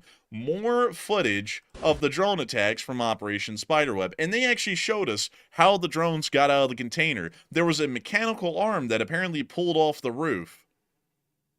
Oh, no way. Like, wait, where's the arm at? I don't see it, though. I don't really know, but like, if you look back there, it looks like there is something that's lifting it off, because you'll notice that it pivots up, and then it just slides back a little bit. So it appears that there may have been a fault with one of the mechanical arms, and the mechanical arms just popped or something, and that's what allowed for that one roof to fall on the road right beside the truck and actually sit on the ground. But beyond that, that appears to be how the roofs worked. They hired Magnum to drive this one into place. Bro, they call this thing their magnum opus. Man, I'll tell you what, that was a terrible, terrible situation for the driver. He shouldn't have picked that load up. But pretty much the rest of this clip is just showing us everything that we've kind of seen before in different ways. But still, very interesting to see how the drone containers actually open for the drones to be launched. Moving on from that, though, and on into Moscow, we did get to hear that at the very beginning of the stream, about 30 minutes before we went live, that Moscow is under another significant air attack by the Ukrainians. We haven't been able to hear of any impacts so far because we've gone live, but if there are any major impacts, we'll most likely be talking about those in tomorrow's Short War video. Moving on from that and on into Ukraine itself, we also were able to see the air defense report, which was quite nice. We were able to hear that 86 drones and missiles were fired in the state of Ukraine overnight, and 40 drones were shot down, along with 9 also being taken down through electronic warfare measures, meaning that the air defense rate wasn't incredibly high. It was about 40%, well, actually 50% or so, but once again, you cannot see exemplary air defense reports each and every single night. We have also been able to hear that inside of the Kursk region, at the town of Marino, there was a large buildup of Russian forces that were targeted and hit by a Ukrainian drone strike, which we can see in this clip right here. Oh, damn! Look at that, bro! Some, like a firework and stuff flying off of it. That's crazy. And there There's goes a the little car. like a loaf van or something down there. The Scooby-Doo van sitting there, just like burking around. Like Sloing Scoob, I think they got blown up. Ruh-roh raggy. Like a man. But anyways, moving on from that and on out of that clip and further on down and into the area of the town of Kolbaki. We also got to see some interesting electronic warfare systems getting blown up. They were inside of this building. So the Ukrainians said, inside of a building, more like outside of the building. And so they started to open up the roof. Oh, geez. Look at that. That roof was just made out of like confetti. Look at that. Man, any roof is made out of confetti with enough explosives. I guess you could say that, yeah. The red roof didn't protect it. Man, the red roof, more like commie roof, blow that thing out of the sky. Meanwhile, down in our location unknowns, we also got to see a new Rodnik segment. They connected the bathtub sidecar to a motorcycle, now, so you can actually see what it looks like. Oh, that's so bad. They painted the bathtub tactical green, too. It's olive drab now, so I guess you can call it mil-spec. You know what's great, man, is that bathtubs are always known for having not the greatest amounts of friction. So when this guy is going to be taking a corner, his little riding companion is just going to be sliding around all over the place in that thing. Like, this is a really stupid idea. Although it's not too bad, though, is if it's a ceramic, like, pretty thick bathtub, I think it might be slightly, like, bullet resistant. I wouldn't say bulletproof, but maybe bullet resistant to a degree, so maybe it would be decent for that. But, yeah, it's going to have no grip. They should have, like, rubberized the bottom or something to at least give Ivan a chance not to, fall out of the back. Yeah, I would agree. It's not really the smartest thing to do that, but we finally had a Rodnik segment for once in like a month. We also got to see the Russian casualty report, which was pretty damn good. Oh, look at that. They got two Bobcats. Look at that. They got 2 more. I love to see it. I tell you, that's a shy surprise, I must say. Very, very nice. Very nice. But tell us more, because it looks like they're about to cross the mark maybe tomorrow of a million. And it looks like they will. Miss Decent, keeper of the record, said the 240 drones is the 6th highest daily loss of the war. And troop loss averages are staying above 1,000 or so. So 1 million will be on the next report tomorrow, meaning that the Russians, as of tomorrow, on the 12th of June, will have taken over 1 million wounded and killed over the course of the entire war, which is quite a large amount. That actually would be a measurable percentage of the population, roughly about 1%. But outside of that, we were able to hear that on this very day, 1,120 Russian soldiers were wounded and killed over the past 24 hours, along with 15 APCs, 124 supply trucks, 8 main battle tanks, 34 artillery pieces, 240 drones, 1 MLRS, 2 aircraft, 7 cruise missiles, and 2 Bobcat skid steers.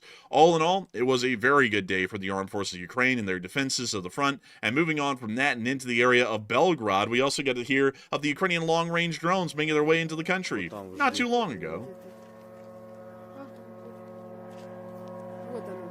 Да. Here it comes. Oh, dear. There it goes. Да. Duh.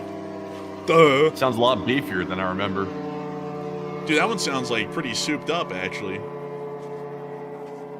How the hell could you not see and hear that coming? Like, for air defense reasons? Like, that thing is, like, obvious as hell that it's showing up. Yeah, it really is. But the Russians are blind. They do not see, think, or hear. Anyways, moving on from that, we also got to hear that apparently there was some falling debris in Belgrade.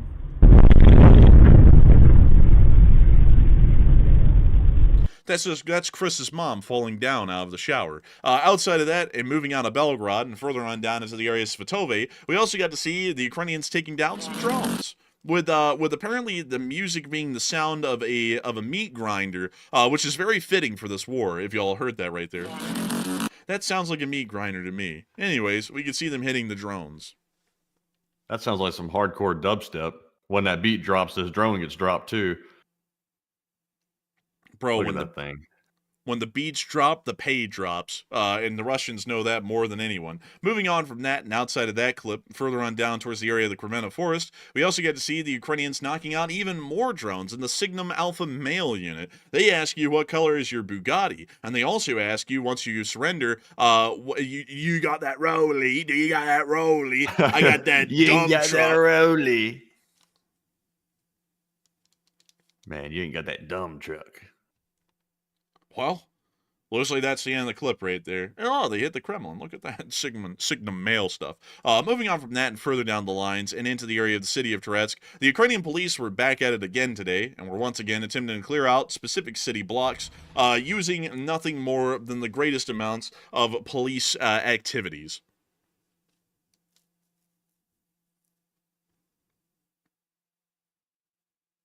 Oh, wow, look at that. They actually showed you, like, opening the gunner's hatch and stuff. It's pretty cool. Unique view.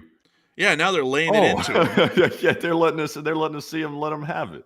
Oh, and there they go with the satchels. They're going to be going out there and flinging satchel charges in the buildings to level them. And we see this guy laying down, covering fire on the building, just keeping everyone's heads inside. We see him just blindly firing into the building to pretty much just get everyone to cower or hide. We now see them trying to force open a door, it appears, into the basement, so that way they can prepare to throw in the charges.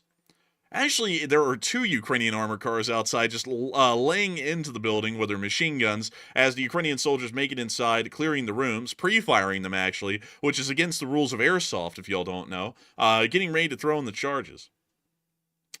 I tell you what, these Ukrainian police don't mess around. Dude, the Ukrainian police, they don't sit there and say, "Show us your hands." They sit there and say, "Sir, stop resisting," like after they get done bopping you. I tell you what, they're using the machine gun like a bug spray or something. The way they're spraying in these rooms, like it's just bugs. And we see that it appears that they've maybe gotten a satchel planted there. And there goes one of them, bringing down the whole center part of the building. And we now see the second one going off, and the third one going off, pretty much bringing down the majority of the building, or pretty much rendering the entirety of the building mostly unusable. With that, that's the end of the clip, and while that clip ends, the Battle of Toretsk is still ongoing. Ukrainian offensives, at least initially, were making ground, but it does appear that the front line in Toretsk has stagnated for about a week, and at this moment, the Ukrainian police are now involved in pretty much creating break opens, pretty much just flat open ground in between the buildings. That's why they're using all of these satchel charges, so that way, eventually, if the Russians try and push back through, they have to cut through that giant open area, which will be incredibly difficult because they'll have to move armor in, considering that they have a limited amount of armor, and urban spaces are usually the enemy of an armored vehicle. That means they will be able to trap and destroy a decent amount of those armored vehicles and make infantry advances by the Russians in the future a lot more difficult. Outside of that and inside the city of Pokrovsk, we also get to see more Russians getting slammed on the outskirts of Pokrovsk by the 68th Jaeger Brigade. We can see the drone lining up on this Bohanka as a Russian is attempting to fire at it, but his attempts were in vain, as the drone did smack down right on top of him, just like it was smacking down someone, destroying them with facts and logic, so thanks. But we can see them here also targeting and attempting to destroy another vehicle. Once again, all of this is south of... Giving him the Jägermeister one shot, I tell you what. Man, give him that Heineken tall boy. I tell you what, that Bud Light special. Let's see here. What is it? The little bit of alcohol. Like I don't know much about alcohol. Like to be honest with you. Me either. But yeah, something like that. Oh, I was thinking for a minute. I was like, well, I know Jägermeister. I've heard that one because that's like a meme. But I don't know any other alcohol. I just realized that after I was trying to do that joke. I was like, well, damn, I don't know alcohol like that. So no jokes from me. Well, I mean, no jokes and no drinks for you. Cut them off, bartender. But we can see here that they're continuing to hit the Russian vehicles throughout the area. We can also see that this drone says Fort Dnipro. That's interesting. And we can also see here another one that's flying into a bunker.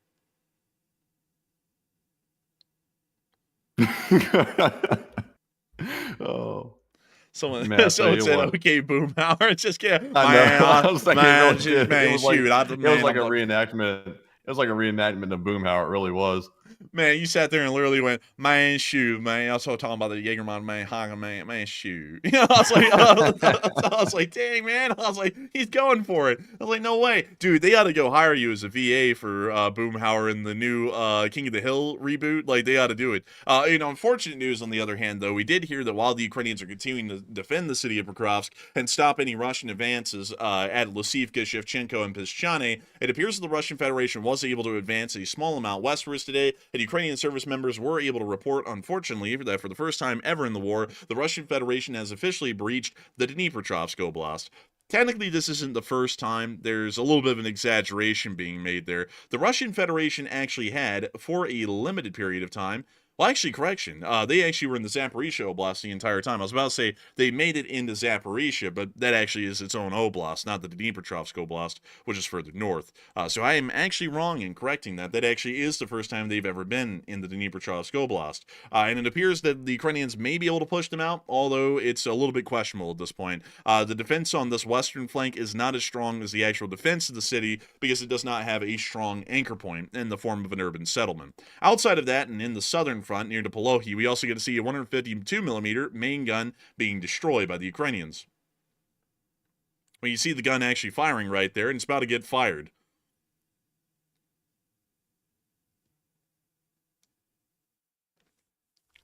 Well, you see that thing smoking and burning right there. I guess you could... Oh my god, did you see that at the end? Look at this. Dang! Oh, that literally wow. lifted They the shut entire whole tree line. Yeah, really, that was crazy. Like Jinx right there, man. Like, look at that. Like, literally all the trees, like, lifted up like they were all flying up with the soil. Look at this. That is insane. That's crazy, actually. The whole thing. Brushed it back like a strong wind. Man, like a brisk wind on a nice autumn evening. And also, by the way, before we move on to the next one, if a major war breaks out between Israel, the U.S., and Iran, how will this affect the Ukraine war? Matthew, what are people thinking about it? What are you thinking about it as well? All right, so this is a poll we're running, by the way, and the big question is, to repeat that one more time, if a major war breaks out between Israel, the USA, and Iran in the Middle East, which is obviously going to be a pretty big refocusing of foreign policy for the West, how this is going to affect the Ukraine war? What's going to happen to support flowing to Ukraine? So it looks like about 61% said Ukraine will be deprioritized in the list of important priorities around the world, while 17% said Ukraine will actually get more support as a result of that, and 9% said, Russia will probably get distracted by Iran, and Ukraine will be helped in some way or another, maybe indirectly. And I think Russia has said that they're going to get involved in the Middle East. If Iran's attacked in any capacity, then they want to get involved. But I'm not sure if Russia really has the ability to do that right now because they're significantly held back. Of course, we're seeing that right now, and they're struggling and getting super desperate in Ukraine because they're losing the war. So they're making some small advances right now, and surely they're not going to risk that to go down to Iran and fight down there in their country. Surely it's all talk, and I really doubt that is the case. So sadly and unfortunately, Ukraine would be momentarily deprioritized, but the support would not stop. I don't see any circumstance out there where support stops flowing to Ukraine. I don't care what politicians are saying. That's not going to happen because it's against U.S. interest. And to do that would cause catastrophic results in the world sphere. So it's just not going to happen. Like, I know people are saying one thing, but, that's what we come to expect at this point. They say one thing and do the complete opposite. That's just the way it works. But Enforcer, what say you? I pretty much have to agree with you on this point. I think it'll only be a temporary deprioritization because, once again, losing to the Russians is going to look pretty bad, and generally everyone considers that to be not a good thing in all truth. And also the people who consider it to be a good thing are generally have questionable beliefs in the first place, so we don't really count them in. But moving on from that and on down into Crimea, and specifically towards the area of Saki, we also get to hear Ukrainian drones over Crimea. Also, what the hell was that at the beginning? Bro, was that like Toad Creatures. from like... Bro, that was like Toad from like Mario, like that little creature that goes... like that was him off in like the distance. Listen. Bro, I gotta go pull up that character, man. Toad from Mario. Yeah, here we go. It was this guy right here. Man, I'll tell you what, he was about to get bonked. It sounded like it. Yeah, dude, it legitimately sounded like it. But anyways, getting back to the clip now that we covered the whole Toad at the beginning of the clip thing.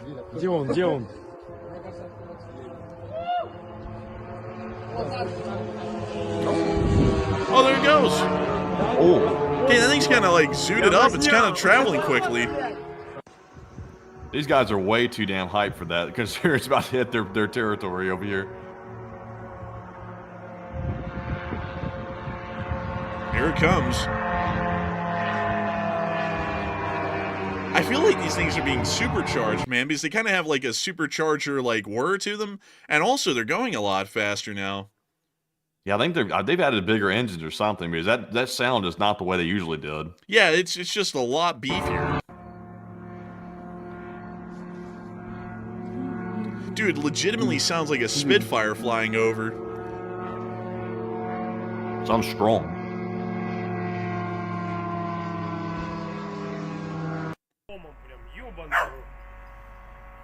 Bro, they got that dog with them.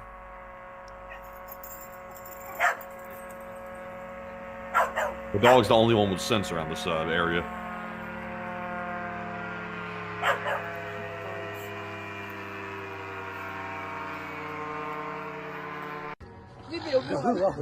Oh, there was Toad again. So it looks like the last part looped a little bit and showed the first one again. But still, that was some of the footage of the drone attacks over Crimea. And with that, folks, that actually is the end of our news for the day. We actually do not have a speech from President Volodymyr Zelensky of Ukraine here on day 1,204 of the war, because he was apparently away on busy on busy things. Business is a better way of saying that, rather than saying busy things. English is a hard thing for me these days, folks. A little bit more difficult. But hey, beyond that, we made it through, folks. We made it all the way through the news. 70,000 people have been here so far in just the first hour and 40 minutes to listen to this news, and we had a peak viewership of 12,000 people tonight. I gotta say that we're entirely honored and appreciative to have all of y'all's time. We do know that a lot of people are spending their time paying attention to the LA riots. It's a very big and popular thing at this point on YouTube right now, and so we thank the massive amount of y'all who have come here tonight to listen to what's going on in the world news around the rest of the world rather than what's going on in LA at the moment. We thank y'all for that greatly. We also have to say that if y'all have enjoyed, once again, if y'all like to subscribe, I mean, no pressure or anything, just bringing it up, nothing big, no big deal about it, but if you like to subscribe, hey, no one would really bother about that. We'd like to see it. We would love for y'all to subscribe and hit that like button.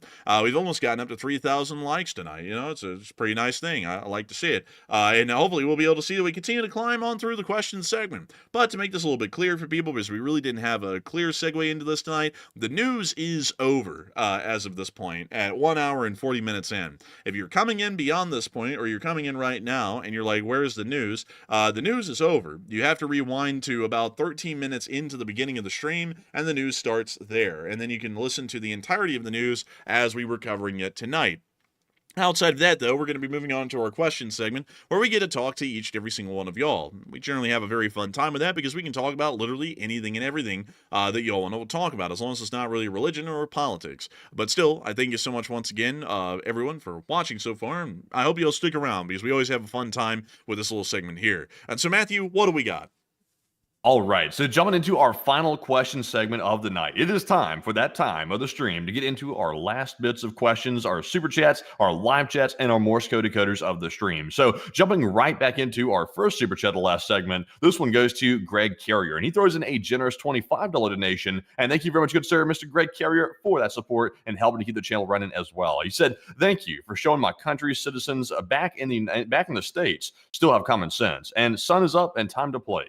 Hey, and thank you so much for the support, and thank you for the kind words, and thank you for appreciating that we try and show that some people in America still have some common sense, something that is very much amiss these days. And I used to not be someone like that. I used to always say, oh, there's intelligent people out there. I found out, actually, unfortunately, at least running this channel, that intelligent people are few and far in between. I'd actually say that a lot of people here on this channel who watch this are very discerning because y'all enjoy it, but generally, most Americans are probably not, which is a little bit unfortunate because that really is kind of the entirety of the nation is the health of its citizenry, and a lot of them are not mentally healthy. A lot of them seem to have some deficiencies. But I do thank you so much, Greg Carrier, for enjoying and appreciating the way that we run this channel, the kind of common sense, logical sorts of approaches that we take to things, and the coverage that we do. Because if it wasn't for folks like you, we wouldn't be able to be on air, and we wouldn't be able to be that kind of voice of reason for a whole bunch of people here every night. 70,000 people so far at this moment tonight night, and pretty much on every single stream these days is at least over 100,000 on every single one of them. Like last night's stream got 99,900 views, at least from what I'm seeing. So that once again, 100,000 people were listening to our stream, and I got to say that we're entirely honored and appreciative of folks like you who go over their way to support this channel and help us to keep the thing rolling. And so with that, a big thanks to you so much once again. And also, I wanted to make this a little bit clear as well. It's not just a U.S. issue. The thing is that there are a lot of very unintelligent people out there in the world, really. There's a lot of unintelligent people in China, India, Russia, the United States, Britain, France, Germany, so on and so forth. It's the problem that there's a lot of them. And it's a little bit interesting because I really don't know how a lot of these people are comfortable with being that ignorant, at least in my opinion, because it would kill me to be that ignorant about world affairs where you could say things that don't really make a lot of sense. And I just don't really know how people live like that. Like, I just don't really know a lot about how people function like that. Like, how the hell do they work? How do they pay bills? I mean, like, they don't even really know how the world works around them. You know, like, it quite truly is a reality. It's a little bit shocking to think about this, that a lot of Americans don't even think about where the food comes from in the stores. And there's this massive education push, even for adults, to go, hey, like, the food doesn't just materialize at Walmart. Like, there's this, like, giant process that goes into making that food. Like, here's how it works. Like, it just kind of blows me away that people don't know those kinds of things, and they just kind of, like, live in the world without really knowing much about the entire world that just exists around them. And then people make decisions that harm the world around them, and they don't even know it. And then when it's clearly harming it, they're so ignorant that they won't admit that it's harming it, and they'll just keep going with it. It's just a really bizarre thing with stuff like that. Like for example, when we talk about global trade and how that works in the modern day, and we've talked about, the tariffs might not do that well, for the U.S. economy in the long term or the short term. Some people will butt that and say, no, that's not the case, because, you could just do this and that. And it's like, that's just in fiction. It's like, that's not a real thing. Like, that we can't actually do that like that. Like, there's a lot of practical issues to that. Or, for example, there are others who will say things like, for example, here in the U.S., oh, well, this overstep of authority or the law, this is acceptable because this is something I agree with, instead of saying, these are my rights, whether it's happening to me or not right now, this is an issue I don't like. There's not really a lot of people who think like that. And a lot of people think just by me saying those things that that's about the LA riots. And that's not at all about the LA riots. It's literally about anything and everything over the past 3 years that we've been on the show, is that people will come in whenever we say anything about anyone. Like, for example, I could say that the past president giving himself a pardon and pretty much his whole family a pardon is not a very good look. Like, it does not look good at all. And then people will get pissed off about that because,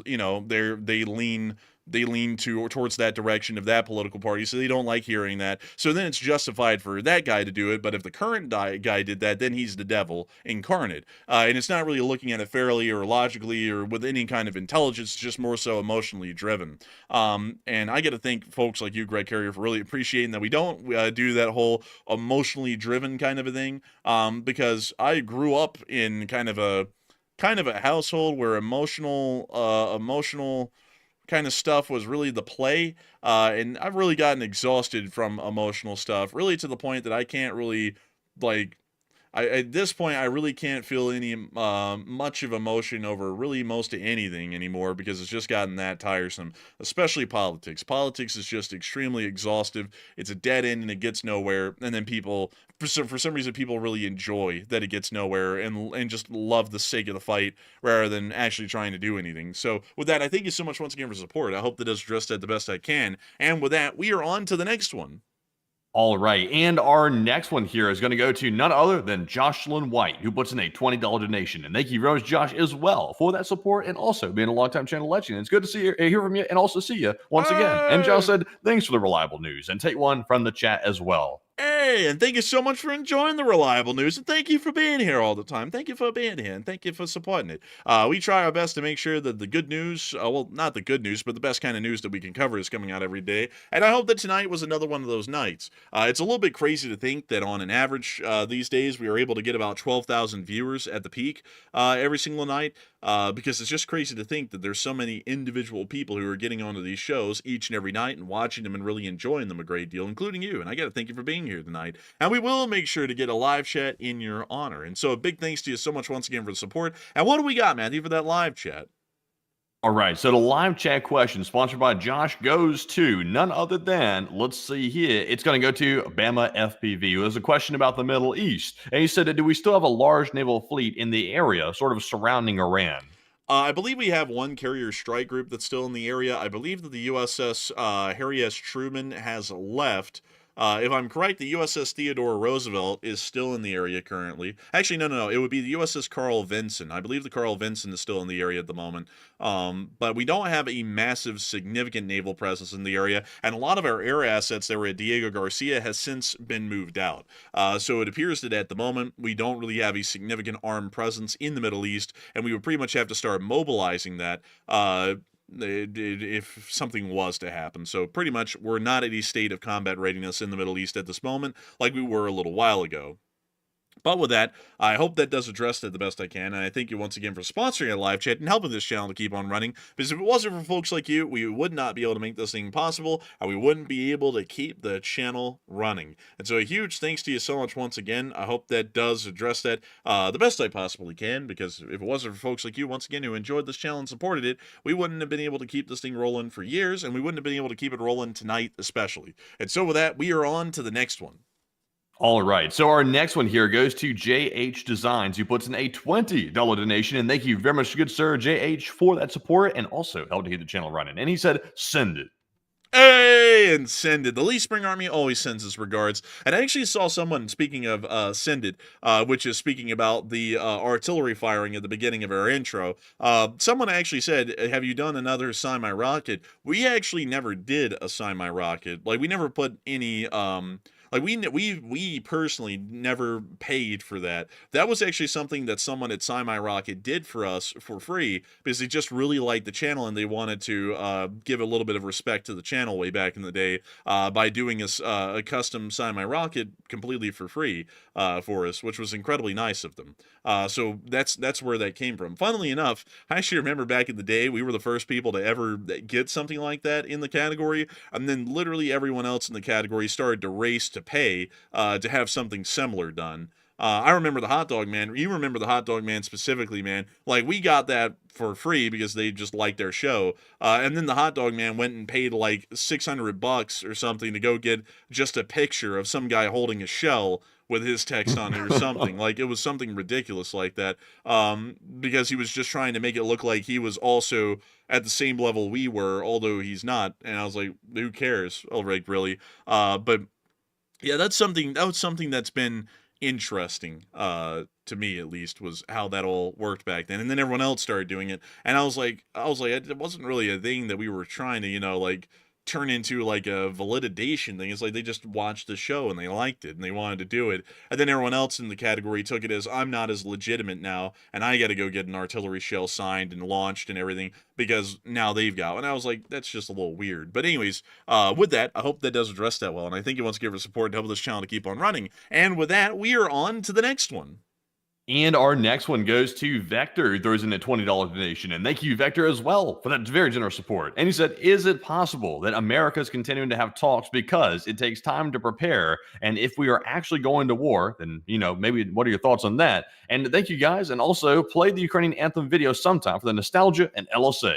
Hey, an LSA! And I would love to play the Ukrainian anthem. The thing is, though, is that all of them are actually copyrighted to hell. That's kind of why we retired it. And then we went with the U.S. anthem. Because the U.S. anthem we can play for anything. Like, it's just kind of like world news. We're American-based, so it makes a lot more sense. But as far as Ukrainian anthems go, they were actually getting copyrighted, and that's why we kind of had to get rid of it eventually. So that's the explanation for that. But beyond that, as far as the situation with Iran, and let me go pull up that super chat so that I can read it really quickly and make sure that I'm getting all of this correct, Victor.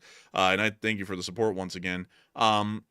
I would say that America continuing to try and have talks, it has really nothing to do with the preparing for war, because we were never involved in talks with Panama or Iraq when we went and invaded them. We actually ceased all diplomatic activity against the two before we started an actual conflict with them. The attempt to continue a 6th round of talks is actually showing some sort of an asinine belief that there is a way to achieve a successful talk or a successful resolution to the issue through diplomatic measures. And I think that that's just completely ill-placed thoughts and beliefs at this point by the U.S. administration. There's absolutely no way that Iran's going to agree to anything, especially with the given situation that we're seeing right now. This is only going to embolden them further to say that they're not going to be doing squat, and they're going to keep on enriching their uranium to a weapons grade and eventually test a nuclear weapon and then start to arm themselves with nuclear weaponry. That's what I believe at this point.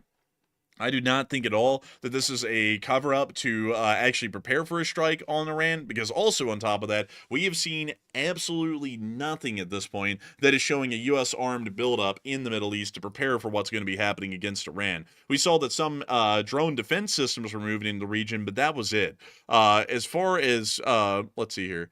Let's see. As far as Iran actually going to war if Israel strikes them, the chances are quite high. It is a radical regime that's very close to having a nuclear weapon, and at this point, they almost have the cards. So if they can hold out for a little while and then successfully test a nuclear weapon and somehow survive the onslaught that's to come, they actually will be able to exit out of this conflict probably as gracefully as they could and make it look like they practically won. Because once they get a nuclear weapon in the middle of this onslaught, they're going to test it. That's going to prove that they have probably a second and third one that also work as well, and then they're going to put Israel directly under the gun. So then Israel has an option. They can either face Iran launching a nuclear weapon at it, and they're able to intercept it before it hits, or they're not able to intercept it and Tel Aviv gets hit, and then most of Israel's been knocked out in one fell swoop. So with that in mind, the Israelis would have to back off. The U.S. will probably back off as well, in fear that Israel could end up becoming a collateral of further aggressive U.S. actions, meaning that it could result in the Iranians pretty much looking like they came out on top and not only beat the Israelis, but also beat the United States. And so with that, I hope that does address that the best I can. And I thank you once again for support and helping this channel to keep on running. Because if it wasn't for folks like you, we wouldn't be able to make this thing possible, and we wouldn't be able to keep it running. So a big thanks to you so much once again. And with that, we are on to the next one. All right, and our next one here is going to go to Rye Guy SR. He puts in a $10 donation, and he says, "Good evening, enforcers." And hello, Rye Guy. He said, "Israel is moving air defense reports saying they're going to strike seems imminent, and hopefully the U.S. will help. And LLT LSA, and long live the Republic, and Slava Ukraine, and take one from the chat." Now, you know, that is one thing fascinating, right, Guy? We did see they were apparently moving around some air defense systems. I'm not sure why that really is. Like, do you really know why, Enforcer? Because typically speaking, I thought the Iron Dome was a stationary system. I didn't know that was something they just, like, decided to move when it was convenient. But what was up with that? Oh, no, actually, the Iron Dome's always been a mobile system. They move them around commonly, at least whenever there's a new threat. Because if it ever seems like their operational security is being threatened, they just pack up the trailer, because these things are actually on road trailers. Let me see if I can show the road trailer well. Dang, they never really let you see the trailer well. It's always covered in the shroud of smoke from the missiles firing. But you can load these things up onto a trailer. You can see it right there. And then you just move them around. They do that so that way they can make sure that wherever the threat is, they can just move the launchers there to account for that. Because they don't have enough launchers, actually, to cover the entirety of the country. And that's a bit of a myth. They just have enough of them to largely cover an entire area where there could be a threat, and then also have a couple in reserve in some other sparser areas of the country. So whenever they think that there's going to be a new threat coming from somewhere, they just load them, they just pretty much stow them for travel on the trailers and then move them to a new pre-prepared location ready for them to be set up. That's sort of interesting, because I thought it was supposed to be like an idea of like maybe a stationary network type system. So moving it around seemed a bit odd to me, but basically it's like an independent system, I guess, based on what you're describing, instead of more of like a network of systems, I guess you could say. Yeah, it's more so of like they all work together is the best way to explain it, but you could move the system around and pretty pretty much augment it in real time to deal with wherever the threat's actually coming from. So if Gaza's firing hundreds of rockets into Israel, you move most of the Iron Domes down around the area of the Gaza Strip, and then you're able to create a pretty much an air defense shield around Gaza. If it's Hezbollah that's firing into northern Israel, then you move a lot of them along the border up here, and then you have pretty much a air defense wall against Hezbollah. And you can still have a couple in reserve here and there in different areas, just in case something else was to kick off at the same time. You know, that also tells me as well, based on hearing that if Israel doesn't have enough to protect their entire, I guess you could say their territory, and they have to move them around for that reason, then the United States definitely is not going to have an Iron Dome or a Golden Dome system that protects everything, because we're like, what, 1,000 Israels or something, like in landmass, like significantly larger. Yeah, something like that. I mean, we're absolutely massive. And also, it wouldn't make any sense for us to try and protect against those sorts of threats because, like, there isn't a Hamas in the middle of Alabama trying to fire rockets into Montgomery. Like, that's just not a thing. So it wouldn't make sense to have those kinds of systems because it's like, who would ever fire a bottle rocket somewhere in America? And why would we need that many systems for that? Like, that just, none of that makes any sense at all. But that's also why they said it. I think it was like a space-based defense system that would be shooting for hypersonics, which also doesn't make any sense because it's like, why wouldn't we just go and further enhance the GMDs to protect ourselves against ICBMs? That seems to be the most effective kind of defense we could have in the modern age. But I don't know. Anyways, with that, I hope that does address that well. And I thank you once again for support and help this channel to keep on running, because it is folks like you who help to make this thing possible and help us to answer the big questions, actually, Rye Guy SR. Like, why is that the case? And also, hopefully the U.S. will help out the Israelis. I have a feeling it's going to be a bit of a push and pull to help out the Israelis, because that's just kind of how the current administration's been working things these days. So with that, a big thanks to you once again. Long live the Lee Spring Army, and we will make sure to take one from the chat in your honor. So what do we got, Matthew? All right, this one goes to Tommy Hicks. And Tommy says, if Israel acts on its own accord and Iran strikes an American base, does that invoke NATO? Technically, no. The attack did not occur within the confines of NATO territory because there's actually a specific geographical parameter that is accepted as an attack on NATO forces in moments like that. And so I'd largely have to say at this point that the answer to that would be no. An attack inside of the Middle East on U.S. forces would result in no invocation of an Article 5 measure by NATO, or even attempted that. And so with that, I thank you so much once again for sponsoring a live chat, Rye Guy SR, and helping this channel to keep on running, because it is folks like you who help to make this channel possible and help us to keep it running. So a big thanks to you so much once again. And with that, we are on to the next one. And our next one goes to Con LSA, who puts in a $10 donation. And thank you, Con, as well, for that support. Sadly, I can't read the super chat, though, as it gets way too political, and we can't read it on the channel. But once again, thank you very much for helping to keep the channel running, and we do appreciate that, of course, very much. And longtime channel legend. And we also had a 10 from Barry Young, who put in a $10 support and did not leave a comment. But huge shout out to Con and Barry for supporting the channel and helping to keep it running. But Enforcer, what say you? I gotta thank Con and Barry for supporting this channel and helping to keep on running. While Con threw in a slightly political comment, and Barry didn't throw in a comment at all, we are greatly appreciative for both of y'all's support. Y'all are helping us to keep this channel rolling every single day, and it's an absolutely amazing thing to know that folks enjoy the channel so much that they are supporting us to help us to keep the lights on, food in our mouths, and keep the channel running. And so a massive thanks to you so much once again. I hope that has addressed that incredibly well. And with that, we are on to the next one. Also, by the way, before I forget, because I almost forgot to say this, I want to give a shout out to a viewer, actually a couple of viewers today, that actually sent us something super cool. Oh, yeah. They sent us a custom rug that had like our logo on it and everything, and they didn't have to do that, but they were kind enough to like actually send that over to us, and it was super cool. And I actually sent the Enforcer a picture of it to show, by the way. But let's see if we can get that pulled up real quick. I'm not sure if it's on the screen. Because I can't see the Discord. Oh, it is. Oh, good. Oh, look at that. Look at that. Hey, I can't see it, but I'll take your word for it. But I just wanted to say a big shout out to Abigail and Matthew from Cozy Tufts. That's their company that makes the custom rugs. They're from Illinois, and they sent us that really cool rug. And I want to say a big thank you to both of them, Abigail and Matthew, for sending that. Because we do appreciate that very much. I want to give a shout out to their company, Cozy Tufts, as well, since they were kind enough to send it. So just a big shout out. But yeah, very, very cool, isn't it? Yeah, it's incredibly cool, actually. I got to give a big shout out to the both of them as well, up there in the great state of Illinois, because this is an incredibly cool little gift. Well, actually, it's a big gift, really. It means quite wide. It's about, I would say, if I was like sitting down beside it, like directly alongside, it's maybe 5.5 feet long or something. It's a very, very long rug, but it's incredibly neat. It's really cool actually, and they got the font like pretty much identical to the font that we have. It's really impressive. I think that's just an amazing thing, and I got to give a huge shout out to Cozy Tufts as well for providing us with an absolutely incredible rug that is now sitting in the middle of our living room. And y'all may be noticing here, I just want to point this out because I think this is kind of funny. Wow, that's a big rug right there that rug is sitting on, and there's no furniture.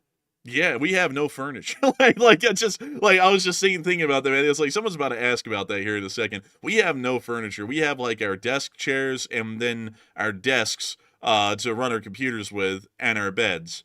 And beyond that, there's literally no furniture. So, like, it's been like that the whole time we've been in Enforcer HQ 2.0. So, we were able to lay this thing out on the floor and get a nice big picture of it because we had all the room to be able to do that. But still, we are going to be putting this thing in the middle of the townhouse because it is an incredibly nice little addition to our rug collection, which is really just that one big rug on the floor.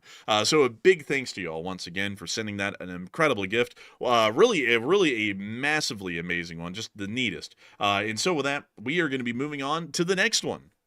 All right, and our next super chat goes to Trister1, who puts in a $20 donation. And thank you very much, Trister, who's a longtime channel legend. And it's good to see you once again, because it has been a minute since I've seen you in the live chat. It's good to see you once again, and it's good to know that you're still alive, Trister. He's alive. He said, keep going, guys, and keep going.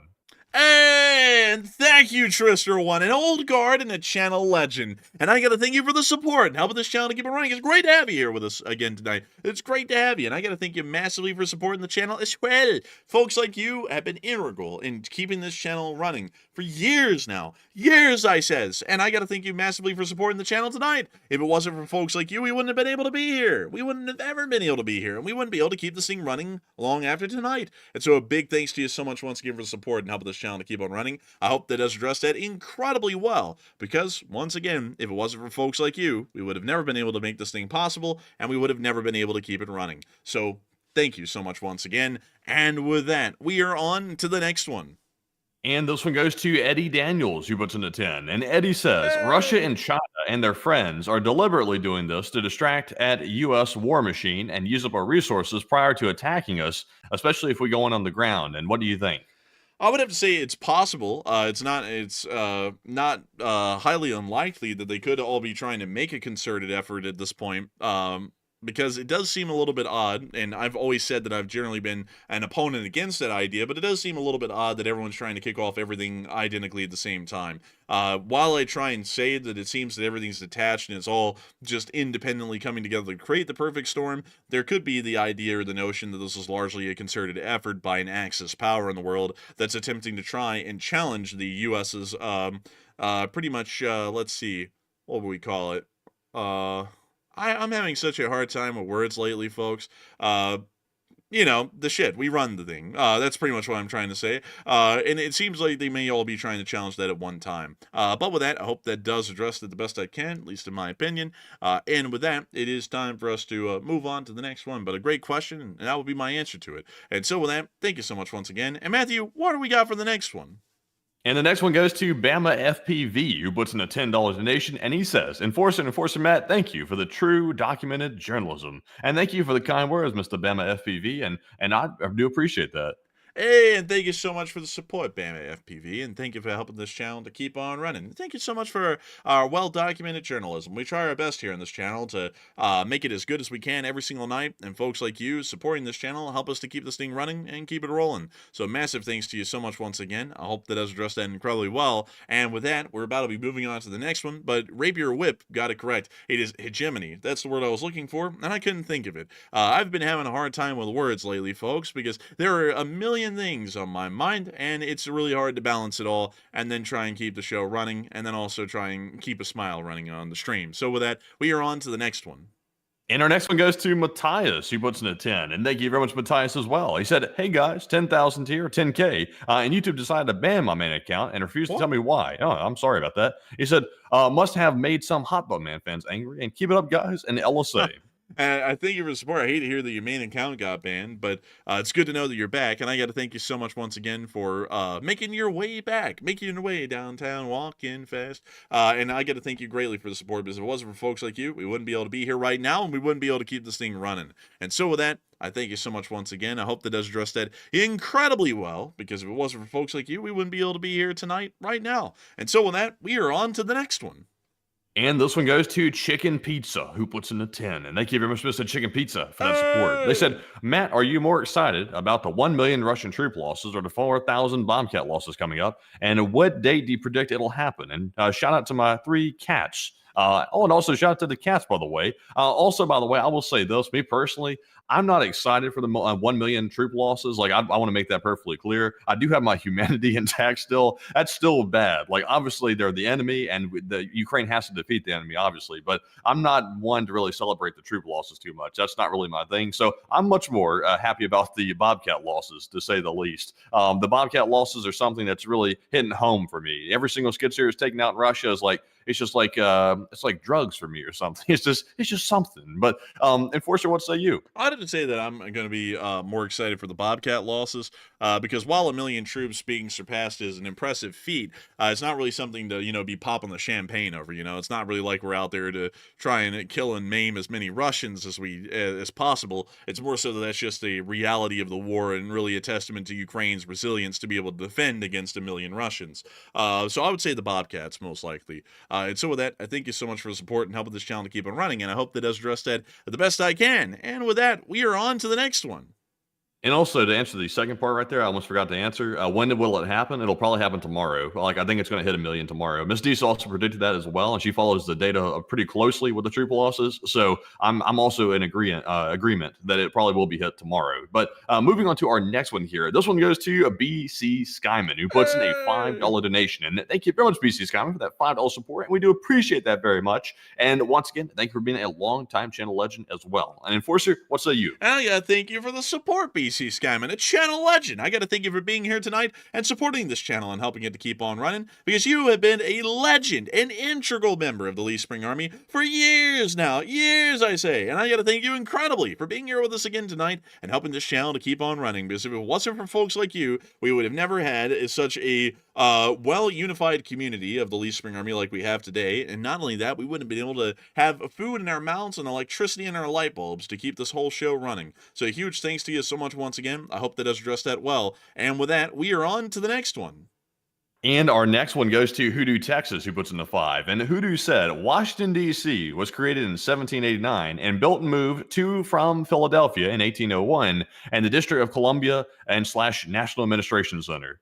Thank you so much for the support, and that is true. Much like the situation I was talking about with moving capitals, the United States federal government actually had to figure out where to put the federal district eventually, and it ended up being decided that Washington, D.C. would be it. Funnily enough, ironically, the whole thing was a giant swamp, much like the politics that were soon to follow here for the last 100 years or so, which is kind of a little funny. They eventually drained all of the swamp. You would pretty much be amiss to ever think that the whole thing was a swamp at one point, but it wasn't that long ago that a large part, pretty much everything here to the west of the Washington Monument, was a giant, massive mega swamp. Let me show you this. It still is. It's fake news. They never drained it. They never pulled the plug. It's still swampy.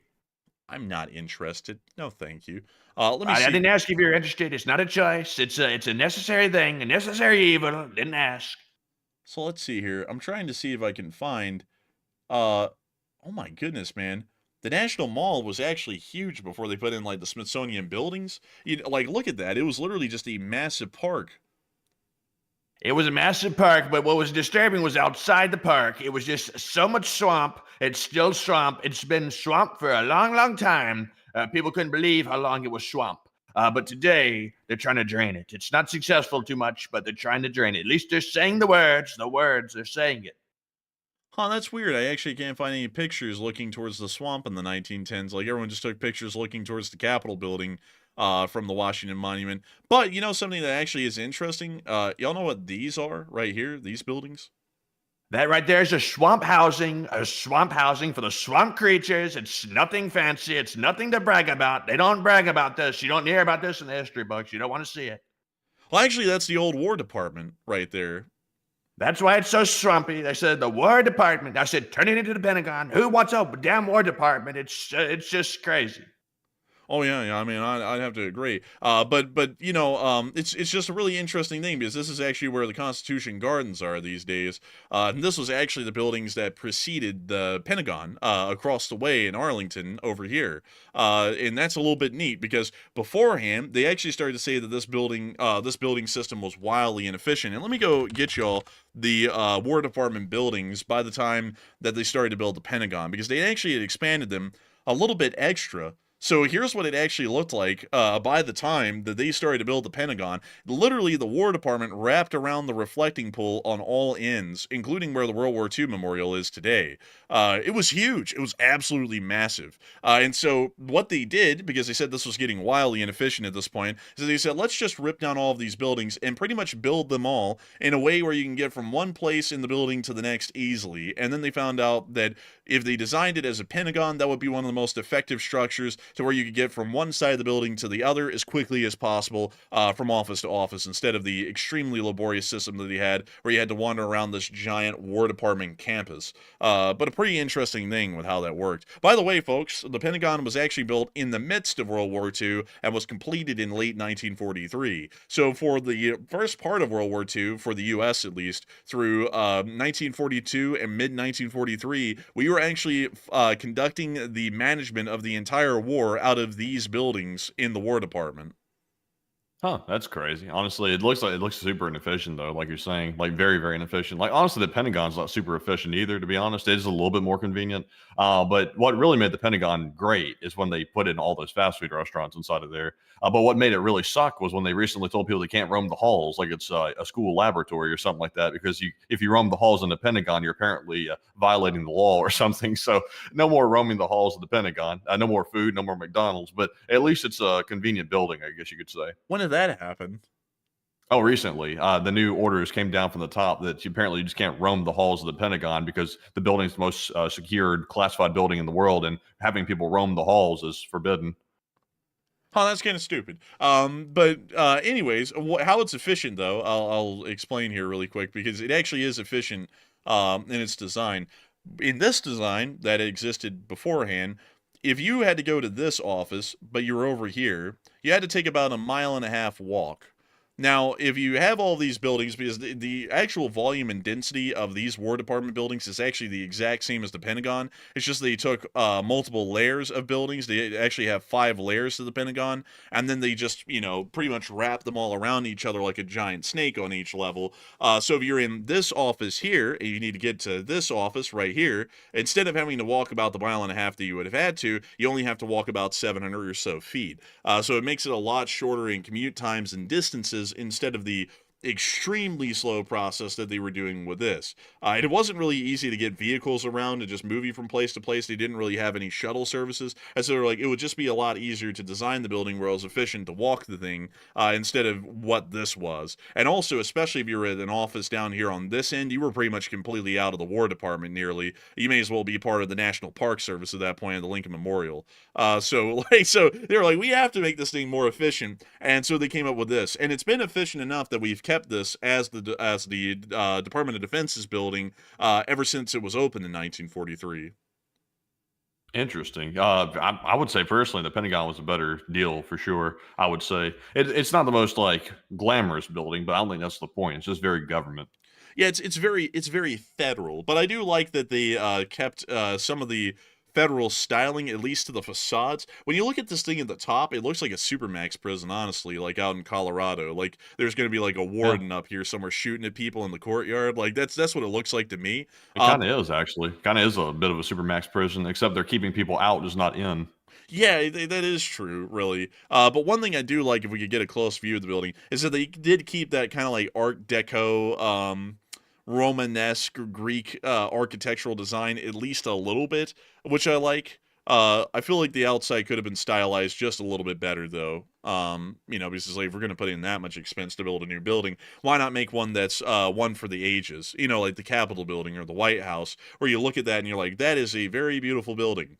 You cannot deny that about the U.S. Capitol building. It is a gorgeous building, and it's like when we built this thing over the course of about the first 100 years of the country's existence, well.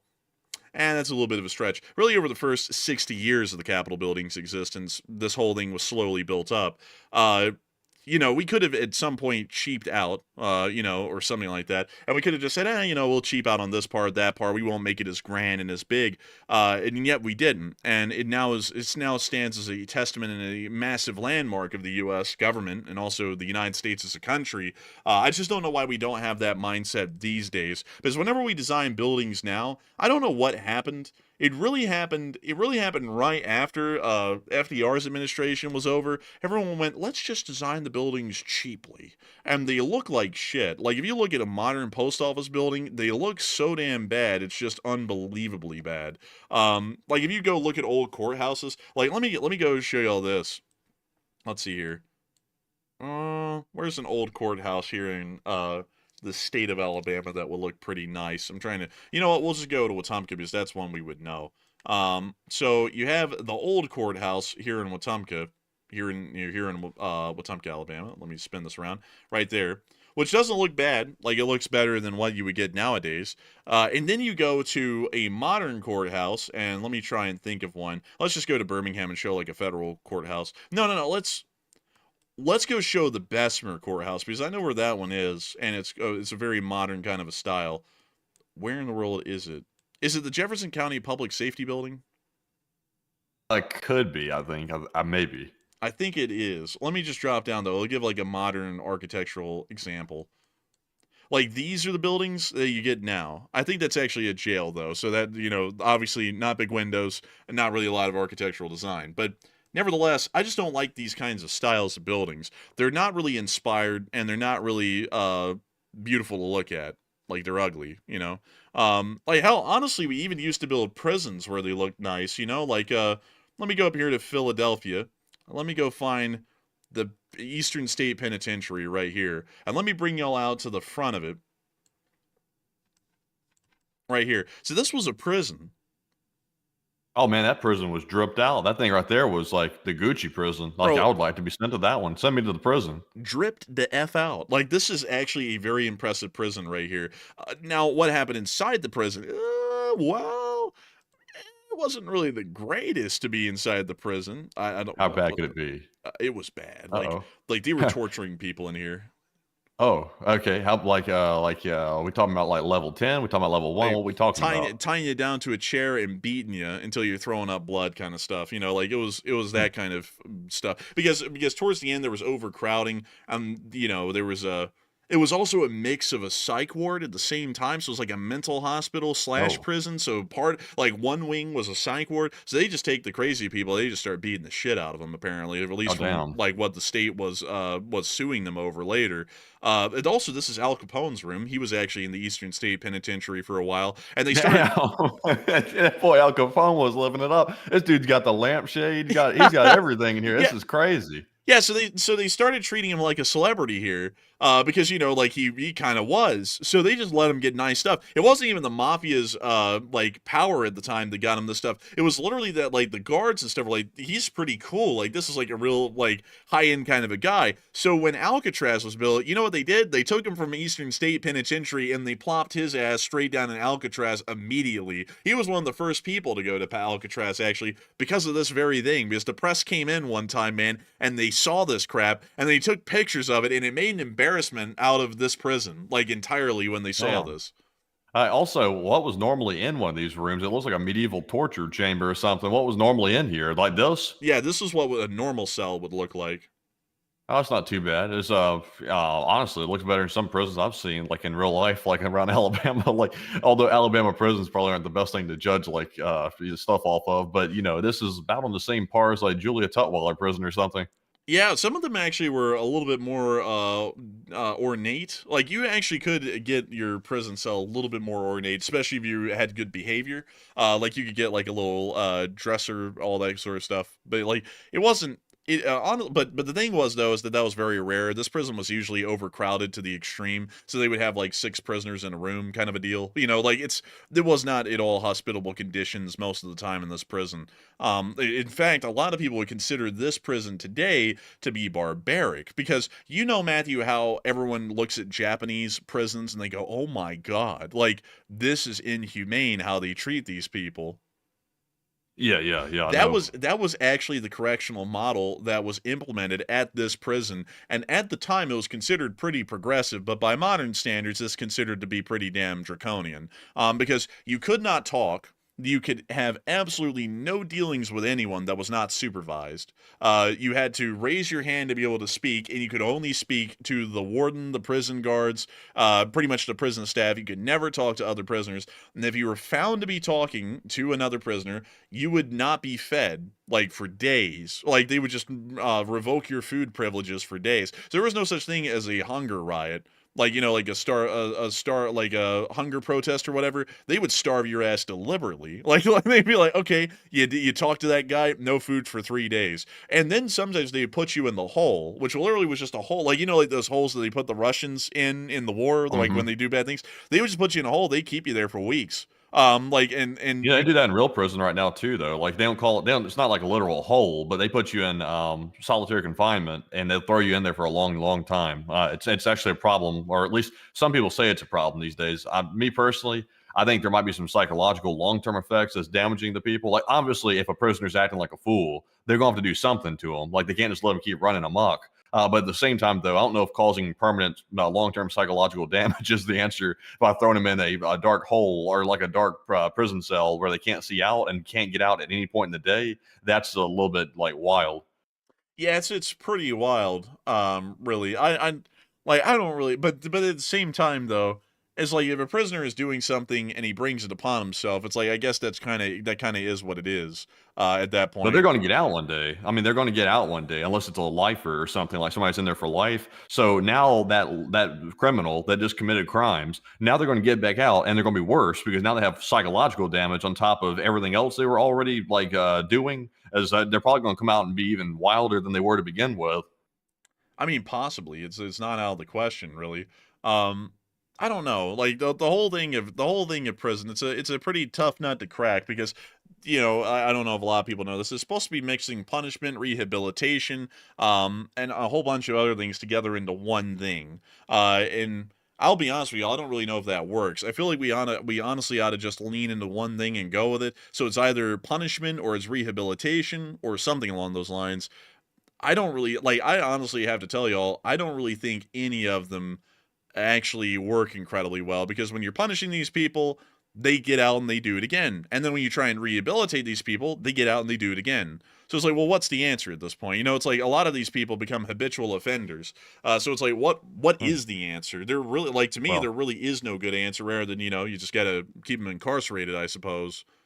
basically, these days, what prisons are, whether or not they were intentionally designed this way or not, is they're basically schools of crime. Like, if somebody gets sent to a prison that was maybe committing a crime here or there, let's say it's somebody that was like robbing cars or something like that, they get found guilty and they get sent to prison for like a year. They go to prison and they're around like criminal masterminds. All of a sudden, they're around all these people that are like hardened criminals. Some people are there for life, some people aren't there for life. And they get exposed to all these people. Well, all these other criminals, they're now teaching that one that was a low level criminal, oh, well, here's what you weren't doing right. Here's what you could do to like up your game for your criminal activities. And now they're sharing ideas. So now the person might think, if when they leave prison, they might think, I don't want to go back to prison because that was terrible. I was in fear all the time. Or they might leave thinking, oh, so and so in there just told me how to get better at it. And now I'm going to leave and start implementing that in real life because now they've been institutionalized and they think, oh, well, this isn't too bad. I'll just hop in and out of prison. I'd get better at it, maybe evade it next time a little longer. And it just turns into a cycle. And it's just a whole mess, really. Yeah, it really is. And I think there are some other prisons around Philadelphia. I'm trying to think of some of them. But that's the only one I could think of off the top of my head. But we used to actually build things like that. Anyways, getting back to what I was saying initially, we used to actually build things like that back in the day. Even the prisons had a lot of architectural style to them. And back in the day, what's interesting is that the vision on architectural style has changed so much, at least over the post-war era of World War One, and especially World War Two, that people don't build things to evoke beauty or purpose or anything anymore. It's always built with a brutalist kind of a design where it meets a purpose. So everything ends up becoming a block or a square or a rectangle, and that's it. There's no beauty. There's no additional flair. At least with the gate of the Eastern State Penitentiary, when it was originally designed, it was supposed to show power, grace, but also a strict rigidity to it that was supposed to convey that this is a place of punishment. Like that was what it was, at least initially. That's what this architectural style was supposed to convey. It was supposed to look like a fortress, which you would usually associate with the power of the government, the power of the state, but also the kind of control that it would have, something along those lines. That was literally the design philosophy behind this prison.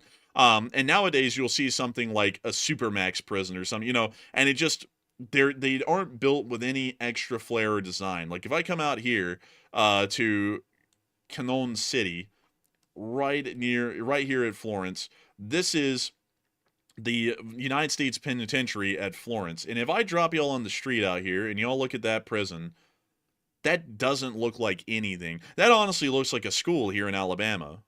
That's nicer than school, actually. Yeah. That's a nicer building than our school was that we went to high school. Yeah, you know what's crazy? This thing's been open since like the late 70s, and it still looks like that. Yeah, our school, like, I'm not, no lie, I'm not saying this just to say it. Our school is more dilapidated than that prison building right there, like way more dilapidated. And I don't know what the inside of this thing looks like, but I bet the inside looks nicer too. Actually, not a lot of people have ever really been allowed in here before to even look at it, so we don't know what the inside looks like too much, at least right now. But still, like the design doesn't invoke anything, though. If you look at that building, it's like, what is that? It could be anything. Like you could apply any kind of purpose to that building, and it would stick. Like it doesn't look like it has any power of the state or any kind of grace or beauty in the design. It is very utilitarian. It's very brutalist. It just achieves its purpose, and that's it. And I think that building buildings with beauty, elegance, and some sort of a message in mind in its architectural structure is a very profound kind of a thing. At least in my opinion, I think it really improves. I think it improves people's mindsets to see buildings that invoke beauty. Like if you look at downtown Chicago, like let me go see if I can get y'all one of the better pictures of downtown Chicago, because there's actually a collection of older buildings there that are really beautiful, like this. Like that's very Nice. I like that. very awe-inspiring. I really like that. Here's one of their older. Actually, here's actually a collection of their older buildings. And you can see that even the skyscrapers built during the 20s, because most of these were built in the 20s and 30s, were built with a grander kind of an architectural style rather than them just being a glass rectangle. And they look beautiful for that in itself.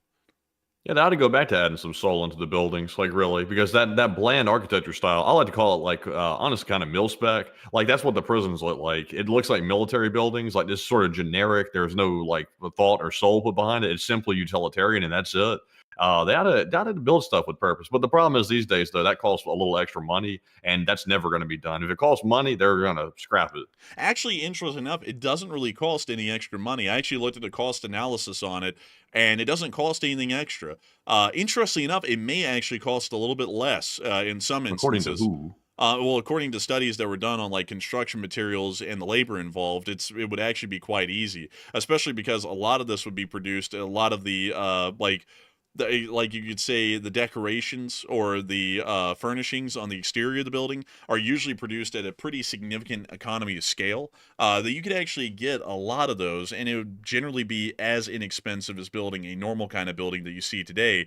It's just that the thing is that it isn't as popular as a design to investors. Like that's really the only thing, is that a lot of these skyscrapers are built with a large investment pool as a architectural venture, and for some reason investors don't like building the more classical styles. They like building the big glass rectangles. So that's just the design preference of the modern age. Although it wouldn't cost any more to build them in the older styles.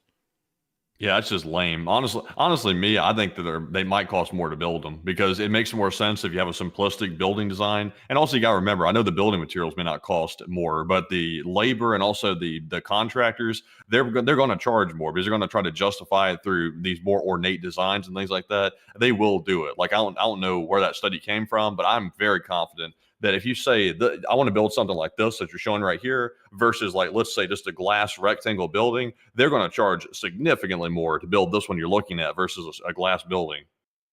Well, I'm gonna have to look into the studies again, because I'm pretty sure that pretty much everyone was saying it costs the same amount and might cost a little less to build them like this.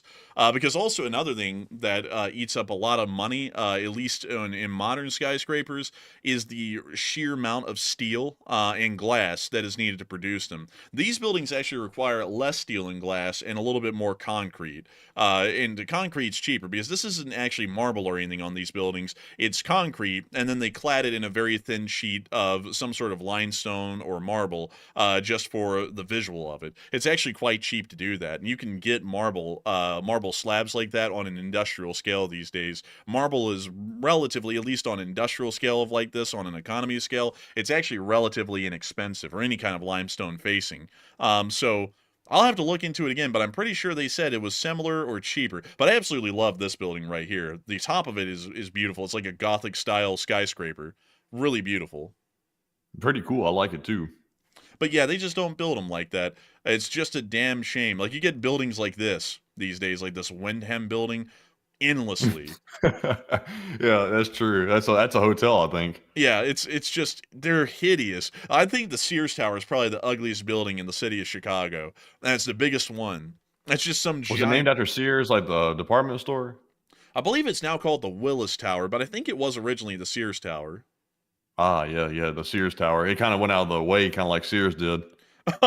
Yeah, and now they've been joined by Macy's, sadly too. Like every single major store of the past is going out of business. Um, Dang, I just want to find one more picture for y'all because actually Chicago is actually pretty. Like it's not an ugly place downtown. Like look at that. It's actually pretty neat, really. You just don't like you don't really see a lot of cities that actually have like really incredibly nice downtowns like that. Although some parts of Chicago, like Chirac down here in the south, it's really rough. But it's kind of like every city. There's great places, terrible places, and then places in between. But anyways, with that, I hope that does address that fairly well. But you know something, folks? You know something? If I was the president of the United States, if y'all voted me in as the president of the United States, I wouldn't be trying to pass executive orders on the low pressure shower heads. No, no, no. I might actually try and see about starting or at least beginning some sort of a cultural movement that brings those kinds of buildings back into style when we're building new buildings. Because I think a building should always be made with the intent that it will last and it's not a permanent structure, and that it should be a timeless design that will be able to survive the ages and not show its wear very quickly, like most buildings that have been made since World War II do very easily. But anyways, with that, I hope that addresses that the best I can, and it is time for us to move on into the next one. All right. So our next super chat goes to Jake, who threw in a Hey! $50 donation. A big support, and thank you very much, Jake, for supporting the channel and also deciding to help to keep it running. And it's a 50 Canadian, by the way, a Canadian viewer. And he said, thanks, guys. And your live and breaking news videos provide a great service worldwide and keep up the fantastic work. And a big thanks to you for the support, Jake. A huge thank you. A huge thank you. And I got to thank you for being here tonight, all the way from Canada, supporting this channel and helping us to keep this thing running. And I got to say that our live and breaking news videos do provide a decent service. We try our best to make sure that they are, and I'm glad to hear that you enjoy them a great deal. Today's short war video, I was actually a little bit nervous about it for a minute because it looked like it may not do all too well, but it actually ended up doing pretty decent in the end. And crazily enough, y'all watched a lot of it. On average, every single person who watched that video watched about 11 minutes of it. So huge amounts of viewership because I think that's about a 50% viewer retention rate right there, which is like Mr. Beast levels of viewer retention. And we're just yapping on those videos, which is kind of crazy that people enjoy them like that. But I do thank you massively for support, Jake, because our stuff that we do here on this channel, I think it does provide a great service because I think we're one of the only networks on the internet or on TV at this point that provides daily coverage of world affairs and foreign policy. No one else does it to the degree that we do it. And so with that, a big thanks to you so much once again, Jake. I hope that does address that incredibly well, and we will make sure to keep up with the fantastic work, and you're going to be a big part of helping us to keep this thing rolling. And with that, we are on to the next one. And our next one goes to Hokey Redneck, another longtime channel legend and supporter of the channel, and he throws in a 50 as well. And huge shout out to Hokey for one of the largest super chats of the night as well. He said, Kansas City train station is amazing. You're absolutely right, Hokey Redneck. The Kansas train stations actually were built like cathedrals, interestingly enough, throughout the whole of the United States. The idea in America, at least in American cultural mindsets of the time, was that the train station was the cathedral of transportation and progress. And the buildings were supposed to be built in the style that would invoke that sort of a feeling. And the Kansas City Union Station, which is right here, actually does convey that kind of a thing. Let me show you all the pictures here. Here's the inside. Just a beautiful building. It's a lot like Washington Union Station, but in a slightly different style. I forgot the exact style that this thing was in, but here's the front of it. And you can actually see the very similar kind of inspiration that Kansas City's Union Station and Washington, D.C.'s Union Station have. It's very, very similar, but just an absolutely gorgeous building. I just wish we built airports like that. Wouldn't y'all think that would be absolutely incredible if you went into an international airport and was designed like this the whole way through? Like, that would just be unbelievably impressive to see. But you know, that's wishing too much. We get the cheap brutalist stuff these days, or it's not cheap. It's like let me check this. Is building? You know what, Matthew? I'm gonna go check this with the machine. You know what I'm talking about. I'm gonna go. Oh, the machine. Yeah. Ask the machine, man. The machine has all the answers. Is building skyscrapers, and other large buildings in a neoclassical style. Oh, put it in caps lock accidentally. Or any other older style more expensive than building a skyscraper or large building in a more modern, minimalist, or brutalist style. And let's see what our answer will be here. So, let's see here.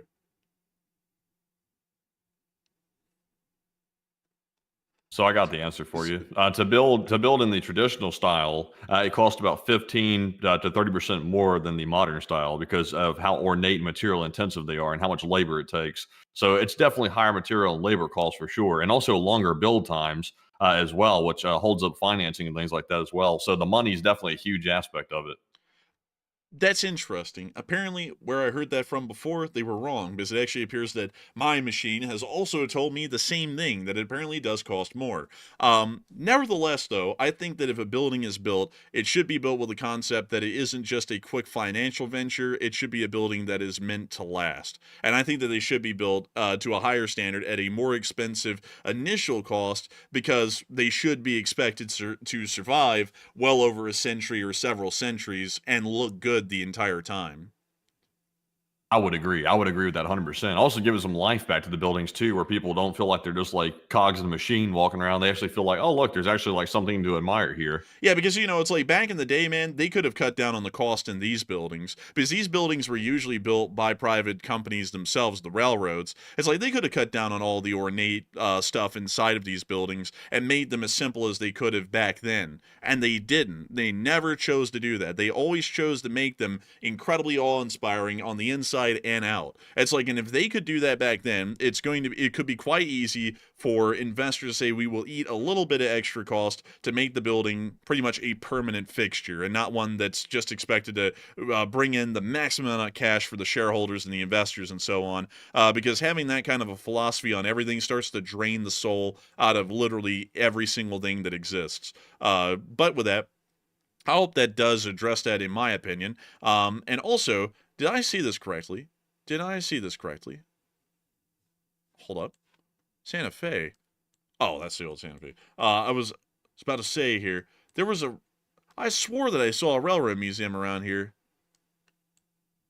The Museum of Illusions. That must have been what I saw. It was an illusion, or something, because I swore I saw a freaking railroad. The Arabia Steamboat Museum. What in tarnation? What is this? In great heavens. Oh, it's like the Sultana, which blew up and like killed 1,200 people. That's interesting. It's like a whole museum dedicated to this vessel. Yeah, interesting. Man, if you look at Kansas City, this thing is railroad heavy. Like this whole area over here is just filled with tracks. Like there's almost nothing else. Yeah, I think it was really heavy in the railroad world out here in Kansas City. Yeah, I think so. Like that's actually crazy. I've never seen it like that before. Let's see. Hold up. I'm trying to look around here because I've never looked in depth in these areas of Kansas City. Some pretty significant industrial areas.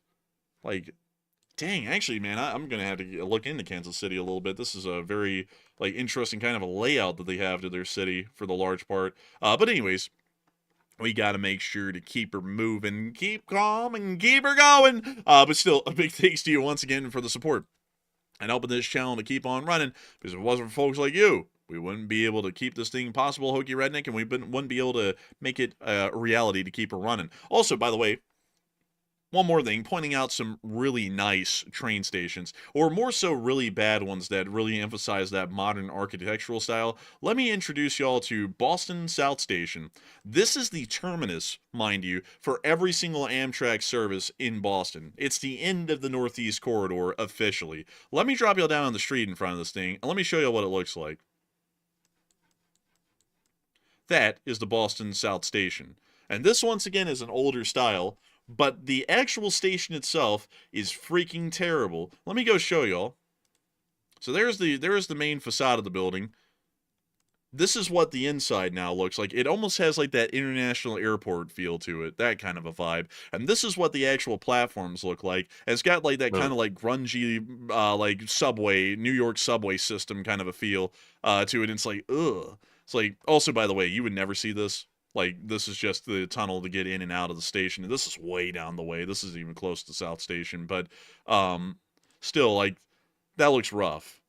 Like, it's not bad looking. That looks like hell. Yeah, it's like this stuff doesn't stand up long looking good ever. It always ends up looking bad fast. And it's like, and the government folks actually does have the ability to expand their budget just a little bit to make things look better for the long term, and for some reason we still never chose to do that.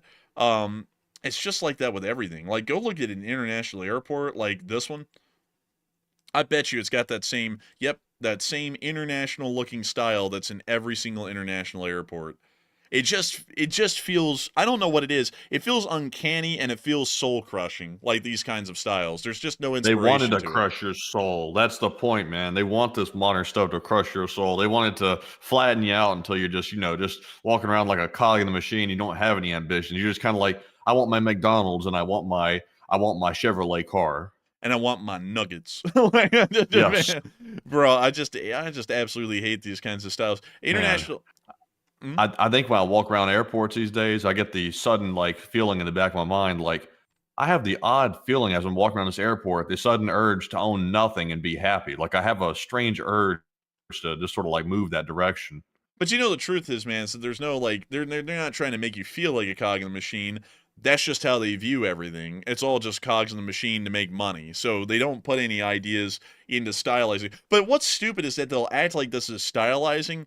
Like, like the stupid swoop in the roof kind of a thing. They'll be like, look at the sweeping roof. It's like the wings of a gull. It's like this modern abstract shit just drives me crazy. It's like, make the building just look good to where you don't have to know the meaning behind something. It just looks good. And you look at it and go, it looks good. Like, it's just as easy as that. Like, modern art is so stupid. Like, I'm about to move into a whole other rabbit hole. Modern art is the stupidest thing ever.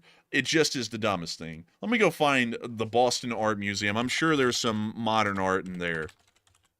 Let's see. Here we go. The Museum of Fine Arts. I'm sure there's nothing fine about... Oh, look, actually, they do have fine arts in here. Like, they have, like, legitimate paintings and stuff. I was expecting some garbage, man. Like, look, they have real marble statues. This is actually crazy. I did not expect this. Yeah, look at, dude, actually, these are like real paintings. I'm actually blown away by this. That's shocking, actually. Like, they're not just like, lame abstract art. It's actual real art. That must be why it's called the Museum of Fine Arts instead of the Modern Arts. Because if it was the Museum of Modern Arts, it'd just be goofy bullshit. Kind of like this baby head. Like, what is the art behind that? Like, I don't get it. There is no art behind it. It's just insanity. And let's put a $10 million valuation on that. You know what, man? I know a museum that would fit the mold on that one. Let's go down to Birmingham to that stupid Oh museum no. attached to UAB. I'm sorry, man. It's the only one I can think of right now that actually does match this. So there it Man, is. I was absolutely run through the ringer at this museum. I can't stand it. Remember, folks, look at it and come up with the abstract answer. This looks like a freaking nightmare. Like, what is that? Like, It looks like hell. It looks like it's like somebody was like trying to imagine what hell looked like. Then they started painting it. Oh my god, I can't stand it. and then they'll tell you something like when you look at it, that you're like, this looks ghoulish. It looks like it's straight out of hell. Then they'll sit there like, I remember I went to this art museum and there was some stupid artwork like that in there, and they'd be like, actually, this was the artist's family growing up, and it's supposed to signify the relationship that they all have because they're holding hands. I'm like, that looks like dog shit. Like, this doesn't even look like it's actual art. This looks like something of a mentally deranged person. Or this. What's this? I don't even know what it is. Like, it's like, or like these. I don't get any of it at all. I don't get. Look at this. This is just garbage on a canvas. Like, it's like when you look at that, do you see beauty? No, because there's none there. It's literally just garbage on a canvas. Like, there's nothing artistic about this at all. And they forced us to find meaning in it. Like we had to pretend like as a grade in the class, like we had to pretend like there was meaning to this to like pass the class. I'm like, why are we being forced to like? What is this like? We're having like it's like there was one of those operations where somebody holds up like 5 fingers and they're like, how many fingers am I holding? And the right answer is like 4, but you say 5 because they're actually holding up 5, and then they admonish you for saying like 5. It's like, why are we doing this? it was just so stupid. Like, I just don't even get it. Like, look at that. Once again, bullshit literally glued to a canvas and then all painted like some sort of matte gray. It's like, what is the art behind this? Like, what does it say on the placard over here? Oh, it literally doesn't even tell us. Cloth, metal, found objects, enamel oil, and spray paint on wood. Well, that sure as hell ain't art to me. Like, I can tell you that. That's not art. This is just garbage. And it's literally garbage painted, smacked on a canvas, and then they call it art. Like, this stuff is ridiculous. It takes no skill to do something like this. It takes real skill, like we were seeing in the Boston Museum of Fine Arts, to actually make that kind of art. Like, you actually have to know, like, your subjects, the forms, the colors, the gradients of the colors, all that sort of stuff to make a convincing image. And it looks beautiful when you see it. And it's like, you want to look at it. That stuff I don't want to look at that's inside of that museum right there. It's terrible looking. It's hideous. And it's just absolutely appalling. Like, let's go to the National Mall up here. Let's see. National Museum, the Hirshhorn. This is probably one of the worst examples of it. Oh, well, we're gonna skip past that one. Like, let's see here. Like this. What the hell are these? Like, what is that? I don't even know. The beanbag men of like the forest or something. I don't know. Like, what's this? That right there is yeah. Or this. That's a pile of somebody's rubbish that they weren't really ready to take to the garbage. Or this. What is that? What is that? Where is the beauty in that? Where is the subject? What is it? What is it? Like, you should be able to look at a painting and know what it is by looking at it. Like, you shouldn't have to sit there and look at it and then come up with some goofy crap and then have someone tell you what it means that made it. You know, it's just ridiculous stuff. I just don't know what any of the stuff is. That's literally just a car crushed with a boulder. Oh, now see, the beauty in this was the backstory behind it. It turns out that the man insured his car with an American insurance company, and when the rock fell on it, the beauty in it was they denied his claim because it was an act not covered by the policy. And also we have a broken wooden canoe in a psych ward room, like where someone's been writing on the walls. What is the meaning?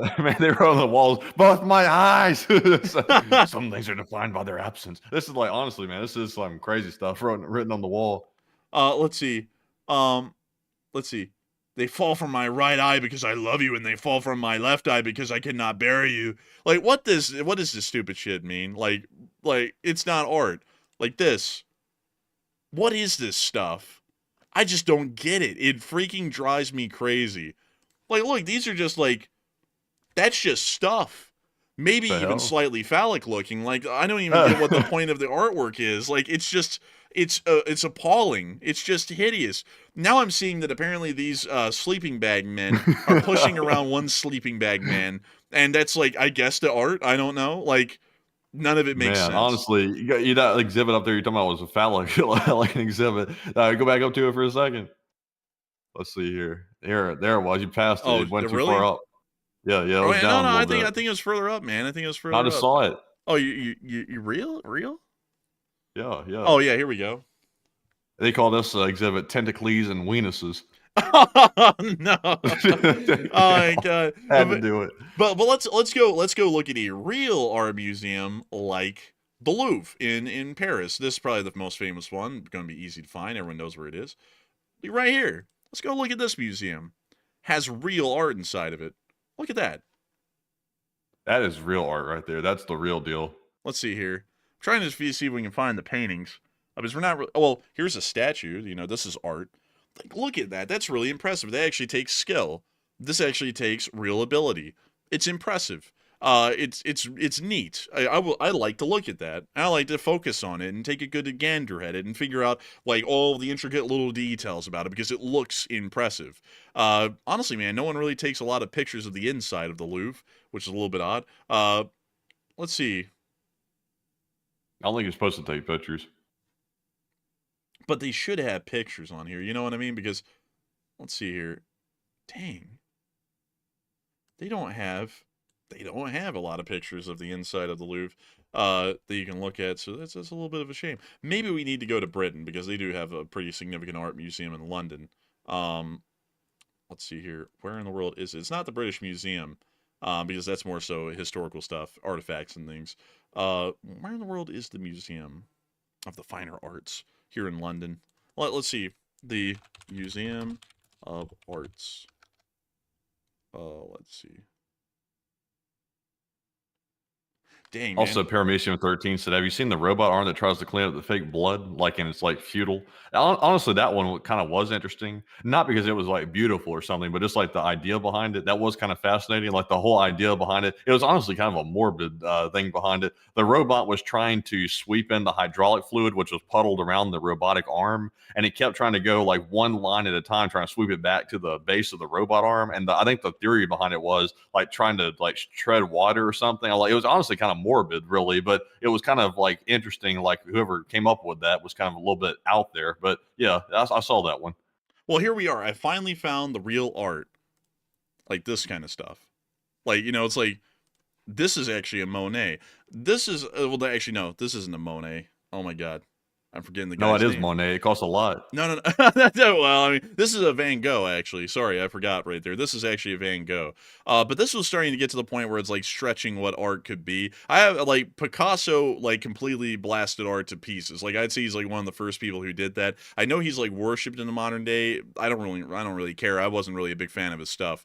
Like here's a Monet. Actually, there's a legitimate Monet. And that's pretty. Like actually, that's pretty cool. Like, here's a photorealistic horse. Like, it's actually kind of crazy to think someone painted that. That is crazy. I like that. I would take that horse. I'll cop that. Bro, here's a crustacean. Oh, look, it's the rave crab. Let's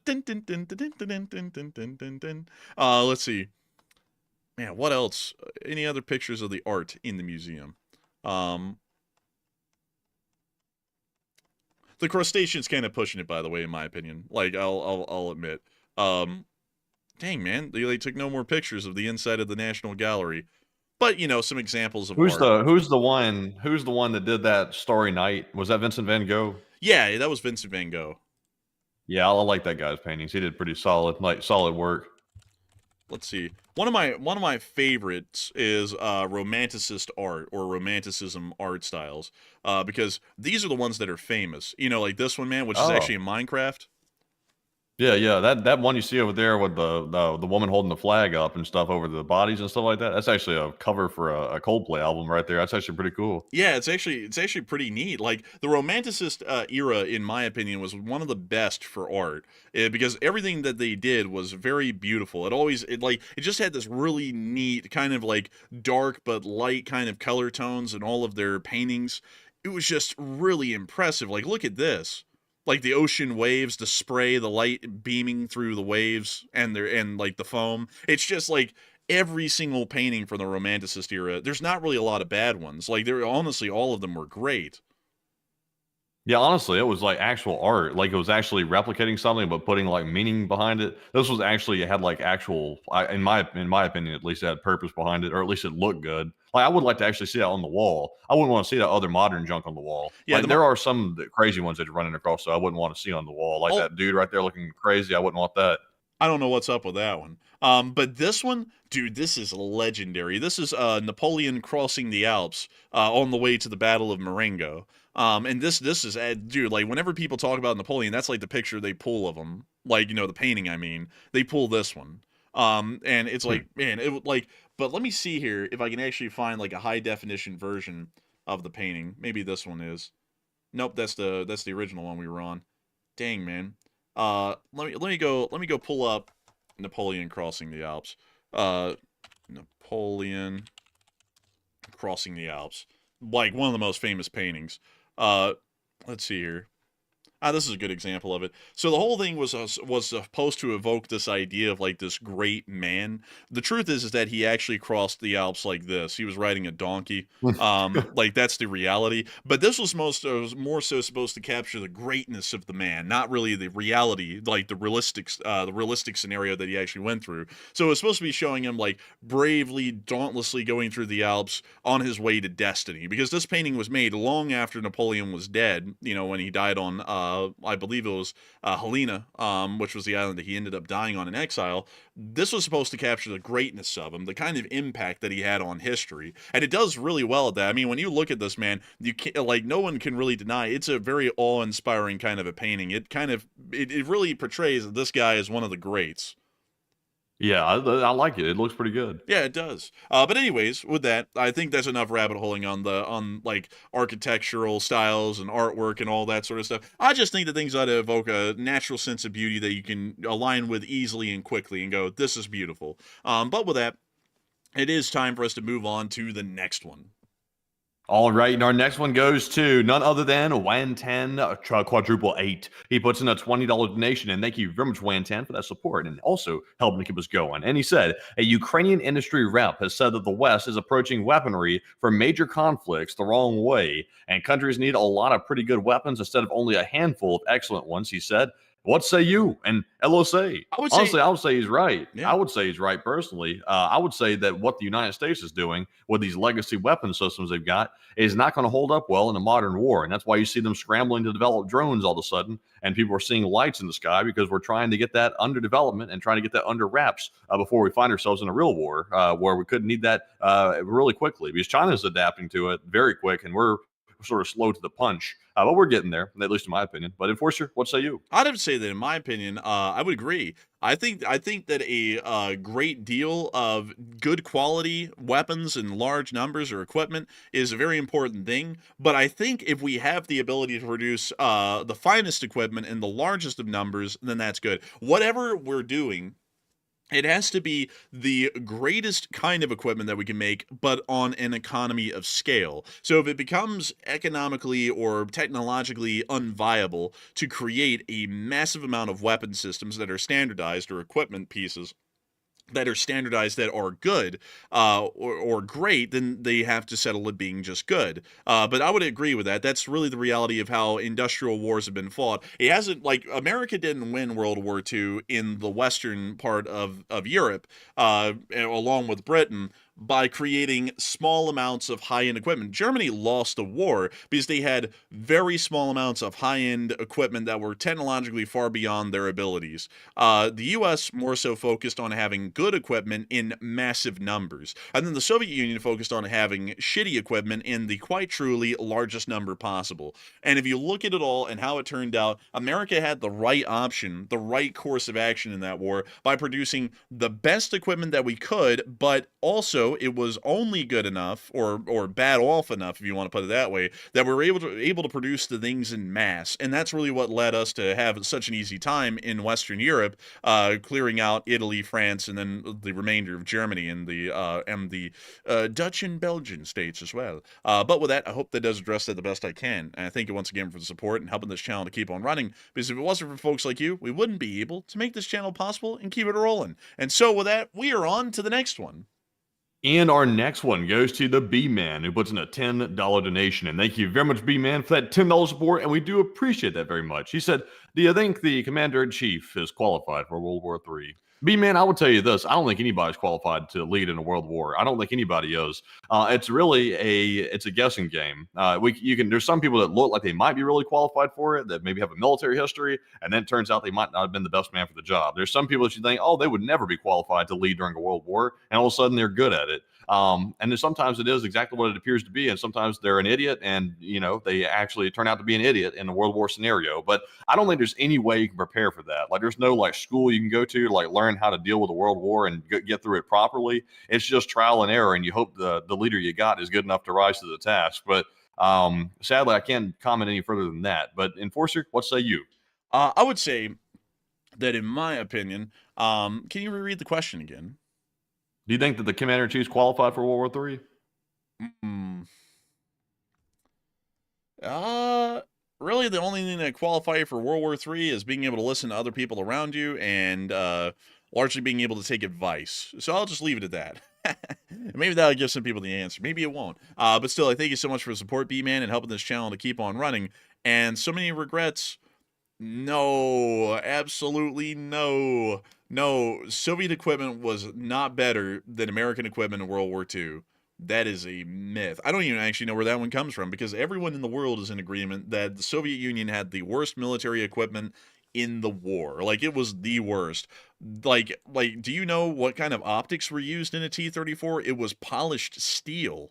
It wasn't even a proper actual scope. It was polished steel with lenses. The scope quality was so bad on most T-34s that the guns actually had to be sighted through the bore instead of through the gunner's sight. So you're literally firing a breech-loaded cannon in the 19th century at that point in terms of accuracy. You were eyeballing it the whole time. Soviet equipment was terrible in every single degree, because while we had the GCKWs, or the GCWs, I believe, or WWs, vehicle. Let me go see if I can let me just go pull up a Studebaker. That'll be better. Studebaker truck, World War II. While we had these, which were pretty advanced for their time, actually, the Russians were using things like the ZIL-5, which were these, which are literally a licensed ripoff. Actually, they weren't even licensed. They were actually just a straight-up ripoff of Ford Model A's. And they were using those in World War II, while we were using these. Ford Model A's had been retired from Army service about a decade before we even entered World War II. So saying that Soviet equipment is better, even just looking at the basic logistical side of things, is a massive stretch. Because this is the best Russian supply truck, well, Soviet supply truck that could be available at the time, off of their own means and abilities. That was our best. Mechanically far better off. Then with our tanks, the M4 Sherman was actually designed much better off than that of the T-34. For example, we actually had real, I guess you could say, steering gears to actually traverse the tank. The T-34 was so bad off that every single T-34 driver had to be issued a sledgehammer, so that way he could smack around the control levers to actually get the thing to steer. So quite clearly, a lot worse off in every way. The T-34 didn't have a working optic. The visibility was piss poor. The guns were massively underpowered until they brought out the T-34-85, and even then, a lot of the World War II era T-34-85s were in absolutely terrible condition. The only reason why T-34-85s are looked at fondly now is because of all the post-war T-34-85s that were made after the end of World War II, which actually were good because they were expected to be in service for a long time, but in general, Soviet equipment was terrible. Like, it was just absolutely horrendous stuff. But with that, I hope that does address that the best I can, at least in my opinion. But with that, we are on to the next one. And our next one goes to Leora Abigail, who puts in a $5 donation. And thank you very much, Leora, as well, for that support. And Leora said, "Hey, Enforcers, and can you give a recap of American-Iranian relations for the morons?" The morons? Who was that? What? Well, to give you a quick rundown, it's going to be really quick, though. In the 1950s, well, actually in the 1940s, the U.S. and Britain got involved in a military intervention in Iran to stop them from leaning towards the fascists and the Axis powers. Later on, we also conducted a coup in 1954, which installed the Shah. This led to some people in Iran having a little bit of resentment and considering that the let's see here. Damn it. The caliphate had collapsed inside of the Ottoman Empire. There was a little bit of a diaspora, or more so a feeling of left-outedness that a lot of people in the Islamic world had, and they were trying to figure out their way forward. And then towards the rise of radicalism, that was more so directed directly at the United States, saying that they were the cause of all the issues in Iran. This led to the Shah being overthrown while he was outside of the country, leading him to live in exile for the rest of his life inside the United States, and also led to the formation of the Islamic Republic of Iran. They held our embassy staff hostage for about a year after they were able to rise to power, and since then they have funded and supported terrorist groups throughout the region that have attacked the state of Israel and the United States in turn. They are entirely hostile to the United States and our interests completely, and the historical precedents lay that out quite clearly. And so with that, I hope that does address that the best I can. A big thanks to you so much once again for support and helping this channel to keep on running. And with that, we are on to the next one. And we have a $5 support from Cummins. And he said, "I was in here last night talking about LA, and I just have to say that I've kind of come around to the idea that you two have about letting it go, and you do great work." And I thank you for the support. And I would agree that's really all that can be done.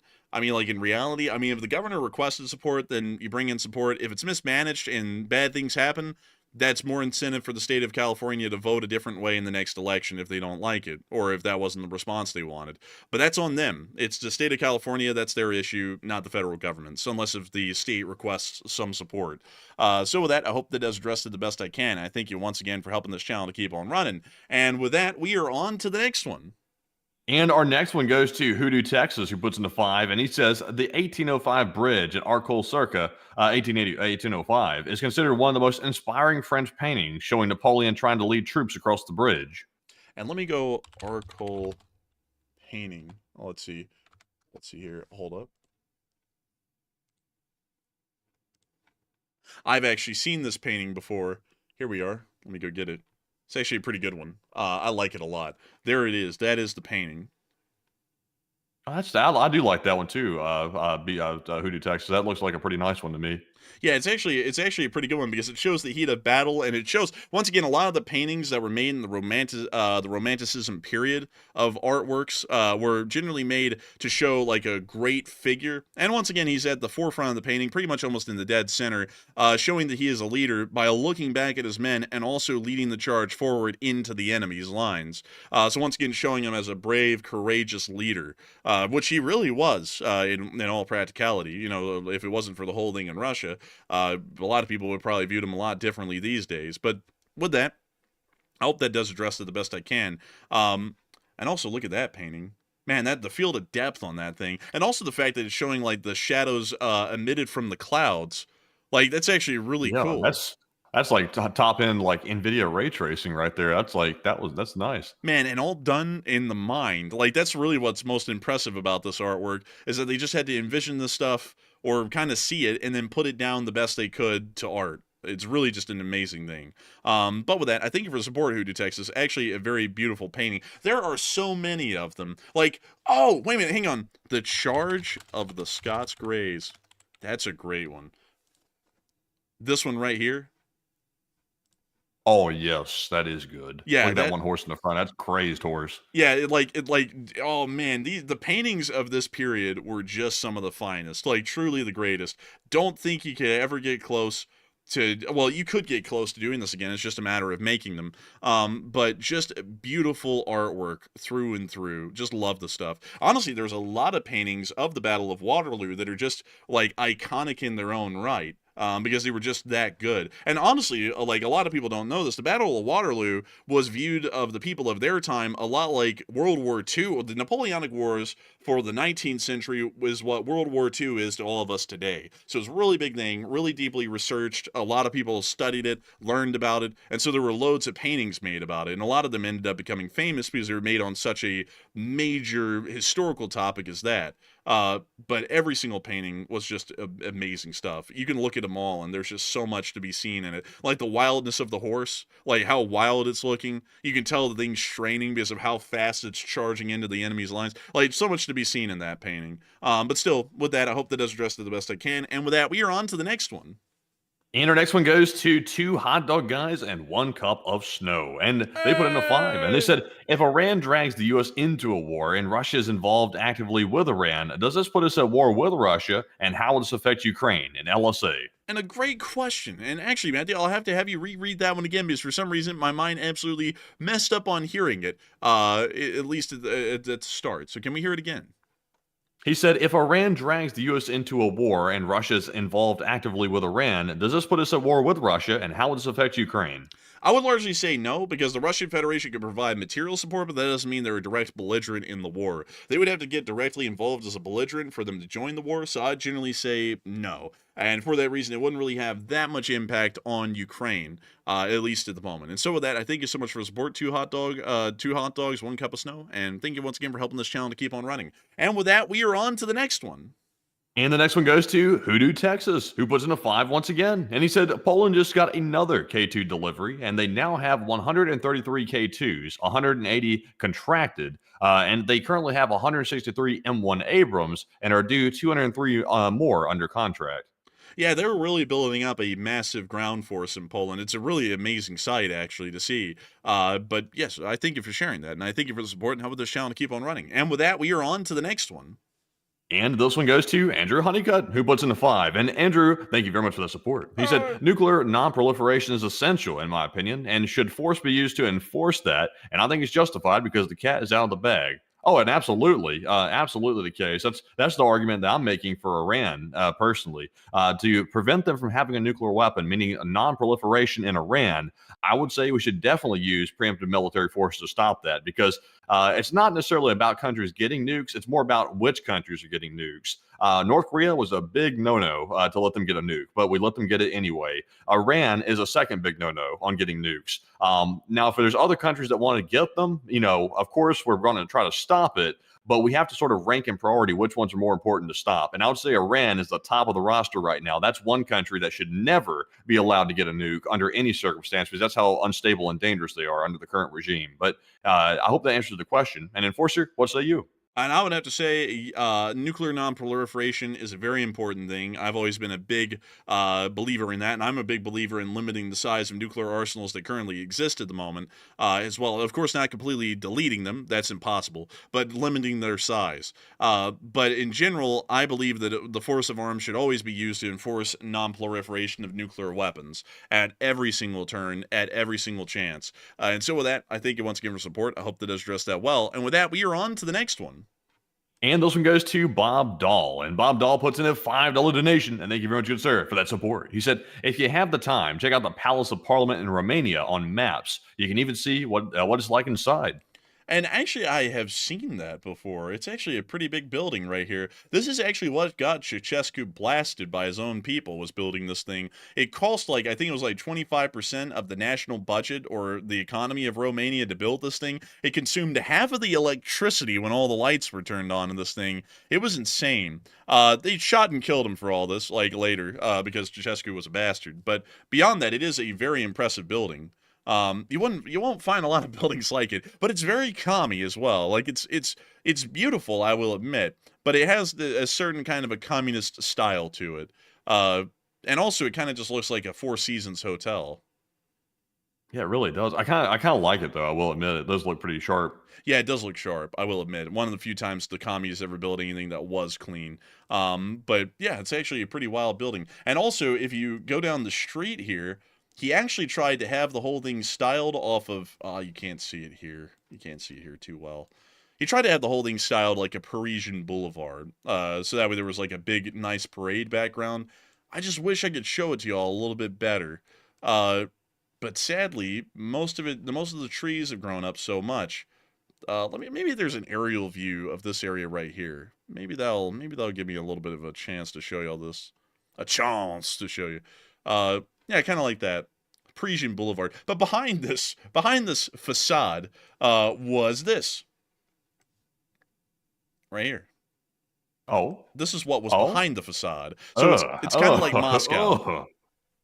That's bad. Yeah, it's literally just like Moscow. Behind the facade are these older buildings. And what's crazy, man, is that these buildings were literally built to where there almost was no way to get behind them until there was a break like this one.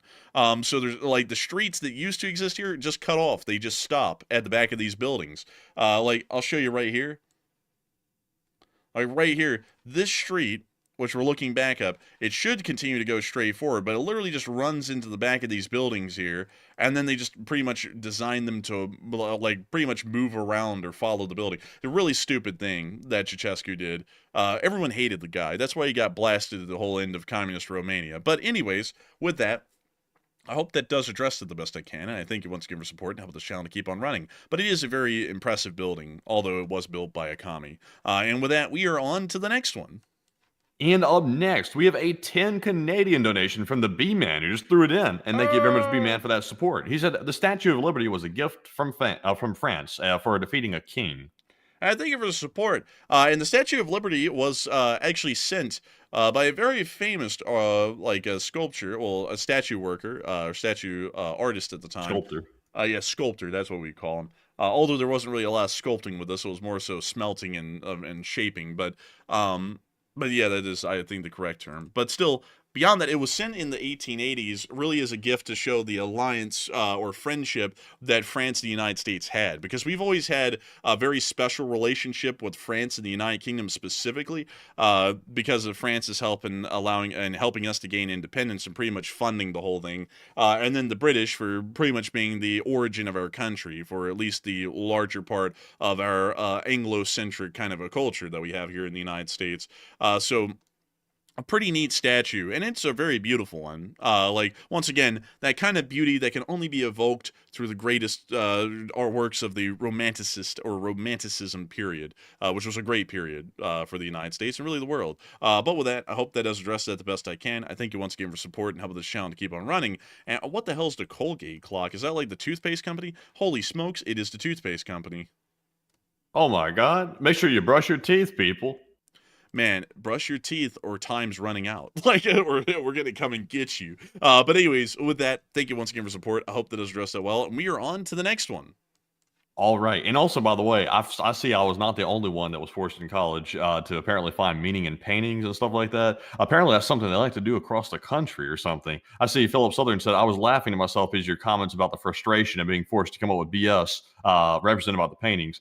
Honestly, I'll be honest with you, man, and that made me really hate the class I was taking. I was like, why are we doing this? Then I found out that college was making everybody go do that because they had to force people to go be exposed to the art in that specific museum. I was like, how stupid. I'm in a political science class. I'm in here studying art. I didn't take an arts class. I took a political science class about how systems work around the world, but somehow I got drugged into an art museum and forced to give meaning to a painting and then sort of scoffed at when I didn't give the meaning they were looking for. So yeah, just really honestly goofy. Dude, but I remember though, man, literally everyone, they'd be like, what does the painting mean?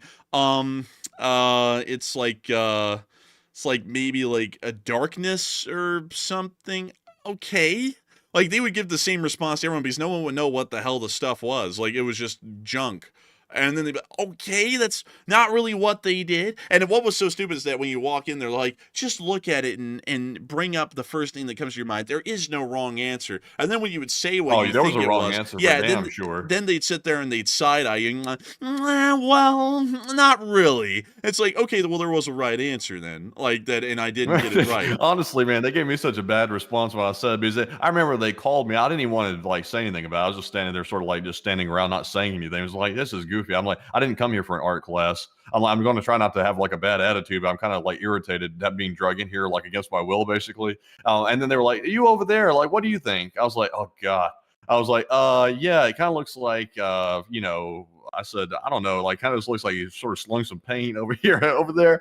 And they were like, okay, well, I mean, that's not really what it is. I was like, well, I mean, I can get more crude than that. I can say it kind of looks like shit, to be honest with you. It's like, I didn't go that far. I didn't want to be too rude. But at the same time, though, I was like, don't drag people into the art museum against their will and expect them to like participate like with like good faith. It's like, you know, you've already like pissed a lot of people off dragging them in here. So I don't know. I just didn't like it. Yeah, like it would be so much easier, man, to have done that stupid stuff if they had actually had real art in the museum where, you know, you were looking at like something that was like the paintings we were looking at just a second ago, or you could say stuff like, "Oh yeah, it's Napoleon. He's crossing a bridge." They're trying to show like his ability of leadership, how great of a leader he was. He would lead his men from the front, you know, that kind of stuff. You know, you could see the battles raging in the background, the kind of risk he's taking, you know, stuff you could easily say and observe and get as an idea, and you can actually look at the art and enjoy it because it actually is pretty. Instead, they took us to look at that. It was terrible. Anyways, with that, we are on to the next one. All right. And our next one here is going to go to Hoodoo, Texas, yet again. And he puts in a 5 this time. He said, when Russia starts running out of cash, would it sell nuclear warheads to Iran to raise hard currency? And note that we know Putin is a psychopath. I wouldn't put it out of the picture, but I'd still highly doubt it because that's just never been done before in history by anyone. So the historical precedent isn't there, but once again, anything could happen. So I would say it's more so on the low likelihood, but it's not out of the picture. And so with that, I thank you for support and helping this channel to keep on running. And with that, we are on to the next one. And this one goes to Andrew Honeycutt, who puts in the 5. And Andrew said, should the upkeep of infrastructure be one of the main priorities of a good government, in that the government should provide for its citizens? Yes. Absolutely, good sir. Absolutely. The people and their whole morale. It's like when you have like a military, what do the commanders do to maintain morale? They make sure the people are fed well and they make sure that they keep their spirits high. The government should have the same mentality about the people in the country. Well, I choke over here. But they should have the exact same mentality. The people are here and they're all the citizenry of the country. So if you don't give them proper infrastructure and you don't make it inspiring to a certain degree, and they have the money to do it, they just choose not to. And then you start, you know, skimping on things like their benefits and their, you know, social security nets and things like that. That really knocks down the morale quite a bit. And that causes the civilian population to get a little bit testy, which starts causing problems across the country that we're seeing right now. So, yes, that is crucial to do that. But it seems like that's not a priority right now. But, Enforcer, what say you? I think that every state and the federal government has it is their main responsibility domestically, well, at least the federal governments, to maintain incredibly good interstate infrastructure. This is a very important thing, and it's something that they don't really focus on a lot.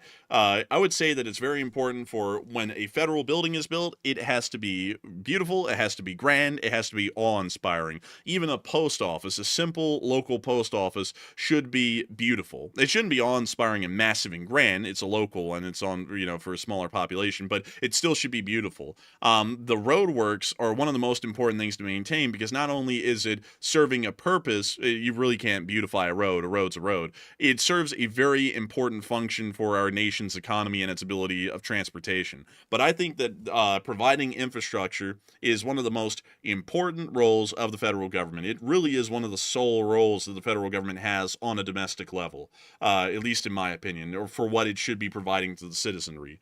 Because it is pretty much the government's sole responsibility, at least the federal government's, to ensure that the economy is doing as good as it can, and to also try and provide as many services to the citizens as it possibly can as well for their benefit. I think those are the two main things that the federal government should have as its priority responsibilities. And so with that, I hope that does address that well, in my opinion. And I think it wants to give her support and asking such a great question right there. And with that, we are on to the next one.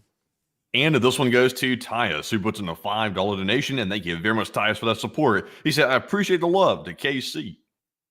And I thank you so much for the support, and I thank you for enjoying our love to Kansas City. It's a really interesting one, actually. I think I thank you so much once again for helping this channel to keep on running. And with that, we are on to the next one. And our next one goes to Hoodoo, Texas, yet again. And thank you very much, Hoodoo, for I think the 4th or 5th support of the night. And he says, Lady Butler painted Scotland forever by having the actual Scots Greys charge her while she painted in circa 1881. Let's go take a look at this Scotland Forever painting. Let's go take a look. Oh, interesting. I actually didn't know that, Hoodoo Texas. So you're actually talking about the charge of the Scots Greys. Right here was the painting I pulled up earlier. I actually did not know that. That's actually really interesting to hear that, because I actually didn't know that story behind the painting. There was a really beautiful painting at the Royal, the Royal Naval College. Let's see. And I think it's in Dartmouth. But let me pull up. Is it the Painted Hall?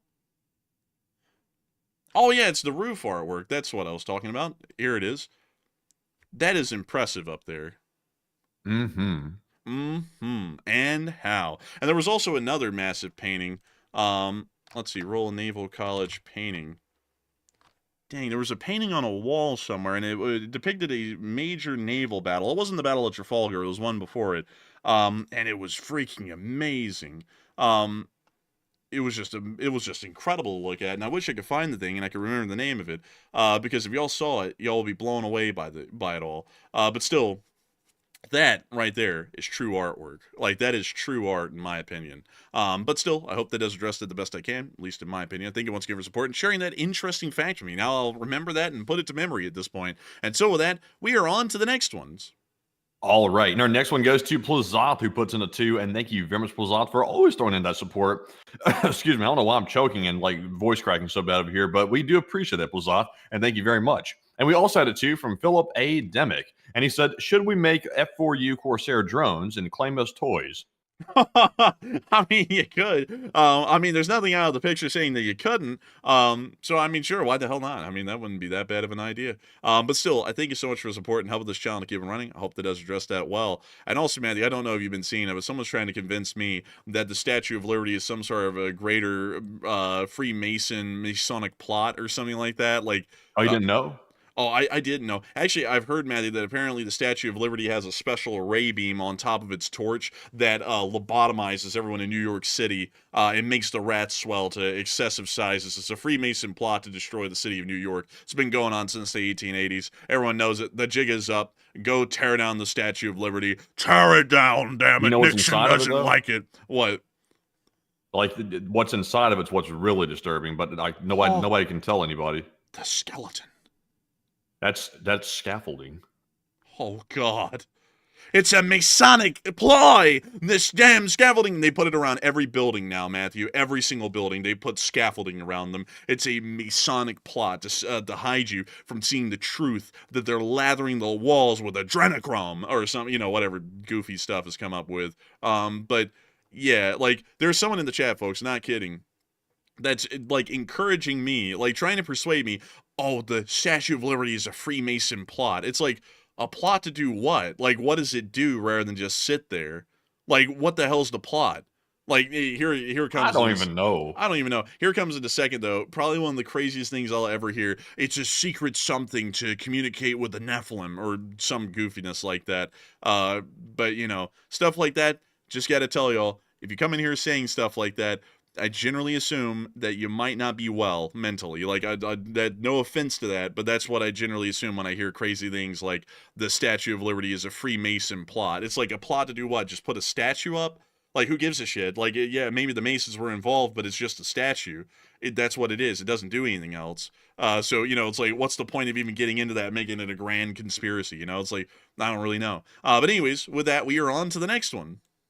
Also, by the way, just to clarify something real quick, because somebody was asking me this in the live chat, and I think I got a couple of people riled up about this. Somebody asked me, what do you think your percentage chances of Israel attacking Iran tonight? In my personal assessment, I would say less than 10% tonight. Not very high odds of that happening. In fact, it's very unlikely. Tomorrow, I would say the odds go up to about 25 to 30%. And this is just guesstimates, by the way. So there's obviously no scientific method behind it. This is just my estimate based on what we know and the details behind the scenes. I would say tomorrow about 30%. The next day jumps up to about 50. And then beyond that, we're jumping up into the 60 to 70% territory, all the way up to like a full week, like 7 days. I think it'll probably happen in the course of a week. That's my guess. If it's longer than that, the odds of it happening go down dramatically at that point. So that's my guess. But unfortunately, do you agree with that, or do you think different? I generally agree with that. It's not happening tonight. Like when these things start rolling, it takes a while. Like it takes a couple of days for things to get into motion. So it'll be a couple of days or maybe a week from now at this point. So yeah, I mean, I would agree with you on that. All right. Well, in that case, we're going to move on to our next super chat, which goes to Cummins, who puts in a $2 donation. And thank you very much, good sir, for that support once again. He said, thoughts on the M10 Booker getting canceled in USA? What a shame. You know, like we got rid of the M551 Sheridan a while ago, and we haven't had anything to replace it yet. And this was supposed to replace it, but now they've canceled it. I forgot why. I don't even think it was a change in doctrine. I think it was just the fact that I think it was something to do with budgets. When did budgets ever stop the Army? Like, that's my question. Like, it's a, I don't really understand. I don't understand. But it's a shame that they largely canceled the project because it doesn't make any sense at all. Just doesn't. Like, it would be great to actually have some lighter, more mobile firepower that was cheaper, because it would allow for us to actually have the original light armor units or light armor brigades that we pretty much historically always had, and filled a very important role in the battlefield, that we always weren't bringing out heavy slugging firepower. It was more so about lighter, faster moving firepower that was able to get into place, slow something down, or exploit a breakthrough, and then allow for the heavy armor to follow up behind it at some point later. So, I just don't know why they canceled it. It fills a very important kind of a doctrinal role, even in the modern battlefield, especially considering that armor, at least for now, doesn't really mean too much. It's more so about the kind of protection systems built into the tank. Like a lighter armored, faster vehicle actually would probably be better fitting for the modern fighting age at this point, at least temporarily. But with that, I hope that does address that the best I can. And also, Matthew, apparently this person is like a big Freemason. Man, I don't know what this person is with the Freemasons, man. They're like, oh, the Freemasons this, the Freemasons that. The Freemasons, like, they're just hang out in clubs, like, and they don't say anything. It's just like they're not the root of like all evil in the world. They're a little bit mysterious. They got a little bit of mystique to them. But I've known a couple of Freemasons growing up, and to be honest with you, a lot of them aren't really successful. A lot of them are just kind of like Freemasons for the hell of it. And like the Freemasons had the special sauce. Why did I meet so many Freemasons that were like near to abject poverty?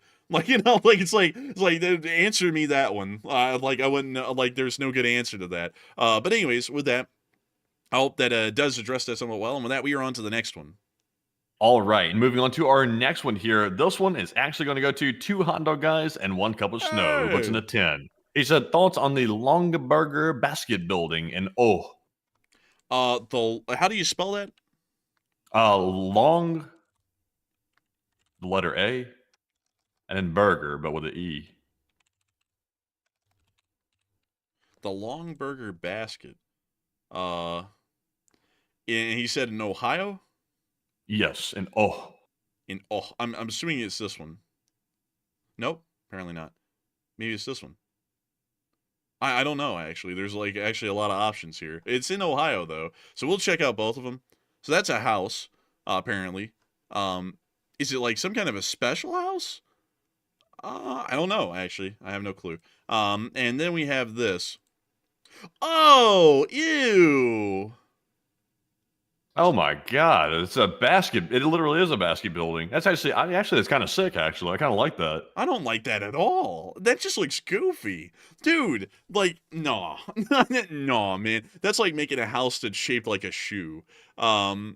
I would say no. I wouldn't. Nah. I like it personally. I think it's pretty unique. Like if somebody said, "Oh, like that's kind of an artsy building," I would say, "Yeah." But would you want to see that every day? Would that really inspire anything? Like, it's neat to see once, but like thinking of that as a permanent fixed structure, no. I would say call in a Chinook, hook it up, lift it. Bruh, Yogi Bear like had a seizure and died when he saw this thing. Like the biggest picnic basket in the world. But with that, we are going to be moving on into the next one. There goes the Freemason person. See you around. I hope you get help. Like I hope you do. Oh, they were talking to you? They Yeah. were talking to me, bro. I was catching a stray from them. I was like, what the hell are they talking about? I'm like, they started telling me, I bet you're great at parties and stuff like that. Why are you so argumentative? I'm like, I don't even know who the hell you are Like- or who the hell you're talking to. Like I didn't want to listen to the goofy Freemason stuff because it's just goofiness. And it's like they're like, you know, George Washington and Benjamin Franklin were Freemasons. It's like, yeah, they were. So what? Like, you know, it's like if the Freemasons were truly like shitty people, and some of the key founding fathers were Freemasons, they actually made a pretty damn fair country if you think about it compared to everything else of the era or the time. So it's like, what's the point of pointing that out? It's like I don't even get it. It's like you know, like I just don't understand it. And then they're gonna keep going. They're like, oh well, I guess you can't handle the truth. It's like, no, it's like that's just stupidity. You're right. I can't handle the truth. I couldn't handle it. Yeah, like honestly, folks, I've noticed one thing. Like people who harp on the Freemasons are like they've got something going on in their head that is not well. Like that's just something I've noticed. That's not to say that across the board, but people who make like their whole focus on talking about the Freemasons and that stupid floating eyeball thing above the pyramid, you know, and they're like, it's on the money, it's a sign. Like there's something wrong with those people. They actually do need help. So anyways, with that, we are on to the next one. And also, while we're at it, big shout out to Marc-Andre Burnett, a longtime channel legend, for putting in a 2 Canadian and putting in a thumbs up. And we appreciate you, Mark, and thank you very much once again for helping keep the channel running. And we are now moving on, thanks to Mark's Super Chat, right on to our Morse code decoders of the stream. Tonight, we have Paul Schultz, Kevin J, Mason Miami, Joni Dog, Norm Pritchett, and Arabelle Garbo. And they said the Morse code says for tonight, Israel looks like they will do what they will have to do since the outset. Let's hope. LLT, LSA. And that is the sound of money. You know, get the dead on the nail. That was the Morse code message of the night. And I got to give a congratulations to the Lee Spring Army Signal Corps for continuing to get that right time and time again. Very impressive stuff, mind you. And so with that, we are going to be moving on into the live chats. But due to time constraints tonight, we'll unfortunately only be able to gather 3. And then we'll be rounding out the stream. And so with that, we are on to the third to last question of the night. And this one goes to Jeff Lieberman, who said, does Israel have bunker busters like the new ones? Israel does have them bunker buses. They can bus a bunker. So the answer to that is yes. They actually do have those. They can bus up a bunker. but a bunker busser, I'll tell you what. That's a doozy there. Man, whip out that bunker bussin'. Man, but anyways, with that, we are on to the second to last question of the night. Also, let me see here real quick. How the hell? Big Snake's trying to become like a channel like heroin or something. What? That's not the right word. Not a heroin. A channel nemesis or something. They came in on their second account because I banned the first one. Now they're on their second one. So I was like, what the hell? It's the same name popping up in here. They said, dude, I just made a short, simple statement and you got triggered and attacked me for it. I didn't do nothing. You were catching a stray with me, and I just responded to it. So I didn't know who you were talking to. Also, you know, you were responding to Enforcer, who was making a general observation. It sounds like to me you're not a big snake. Sounds like you're a little insecure snake to me. Very insecure. Also, man, it's a bad sign. Here's another sign, folks, that someone might not be well. When you get banned from a channel, you're no longer welcome. If you have a duplicate account with the same name and profile picture that you're able to immediately get on and then hop right back into where you've come from, I've got to tell y'all, generally, from what I've seen in my experience doing this for 1,204 days, that person might not be well. I'm not saying that to like get under their skin or anything, but that's just what we've noticed. Because there was that one person, man, you know, that one guy, I'm gonna change your life. He had like 30 accounts, like, and we just had to keep banning them all through the night because he just kept on hopping on the next one. Remember? Yeah, I remember that. That dude was crazy as hell. Yeah, and we've had plenty of people like that before, like where they have like identical accounts, and they have like 30 of them for some reason, and then they just keep hopping back on. Like it's like, and also by the way, it wasn't like a simple thing. I said to you at the beginning, I was like, that just sounds silly. Like I said that in the comments section, and then you went on like a deep, like QAnon conspiracy kind of like style rant about the Freemasons and like how everything is connected to the Freemasons and like the 33rd degree of the Freemasons, and there's like this temple they have in Washington, like all that kind of usual stuff.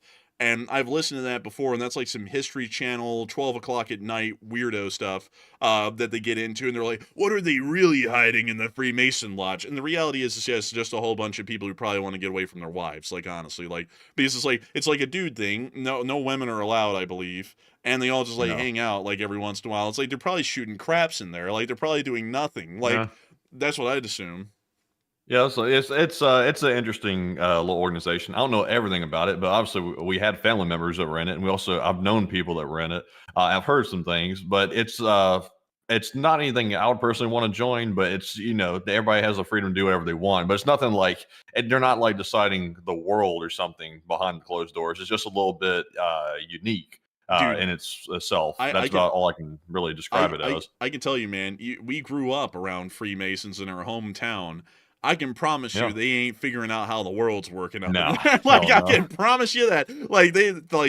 I can promise you that's why I'm saying they're probably in those buildings shooting craps and shit, because those guys were not getting around to uncracking the secrets of the world and running the whole thing like a puppet with strings. Like, promise you that. It's a Because men's club. it is. Like, it's just a men's club. That's why they don't tell you about what's going on, and then they got all that stupid hooky kooky stuff that goes along with it. It's just a men's club. They all go in there and shoot craps or play poker or something, and that's about it. And then they pretend like it's all secretive and they can't tell anyone, because if you knew that they weren't doing nothing in there, then people would be like, well, get the hell out of there, you bum. Like, that's what a lot of people would probably respond like. But anyways, with that, I hope that does address that somewhat well. And with that, we are on to the next. Oh, well, actually, I think we're on to the final question of the night, if I'm not mistaken. And so with that, who was the lucky last person through in the lucky last question of the night?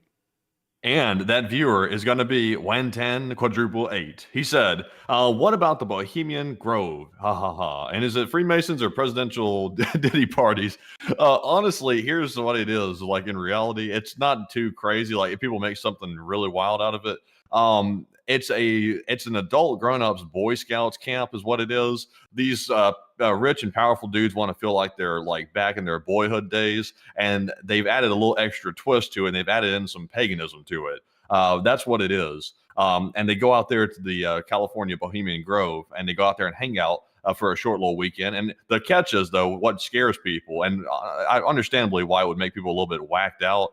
It's extremely powerful people from all around the world flying in on helicopters and showing up in their private jets and Lamborghinis and stuff, showing up there. And also, they happen to get into a little, probably not so moral mischief out there as well. They bring in some people that are not so moral about some things and stuff like that, and they happen to do little things out there that aren't so, I guess you'd say, palatable, to say the least. But yeah, that's basically what it is. It's just like an adult version, kind of debauchery and Boy Scout kind of junk going on out there. That's what it is. Dude, you know what's funny though? Like, this tells you that there's nothing really stupid going on, like nothing really conspiratorial going on out there where it's like some great global conspiracy. Is that, remember, Nixon went to it, and then he came back and someone said, hey, Mr. President, what was it like? And he said, that was some real stupid shit. And then he never went again. He just never went. Like, he said something different. I had to tone it down for the show. But he didn't like it. He just didn't go back. And nothing really happened to him. You know, like, the whole Watergate thing was his doing. Like, that wasn't something that was planted on him. He quite literally did it on his own.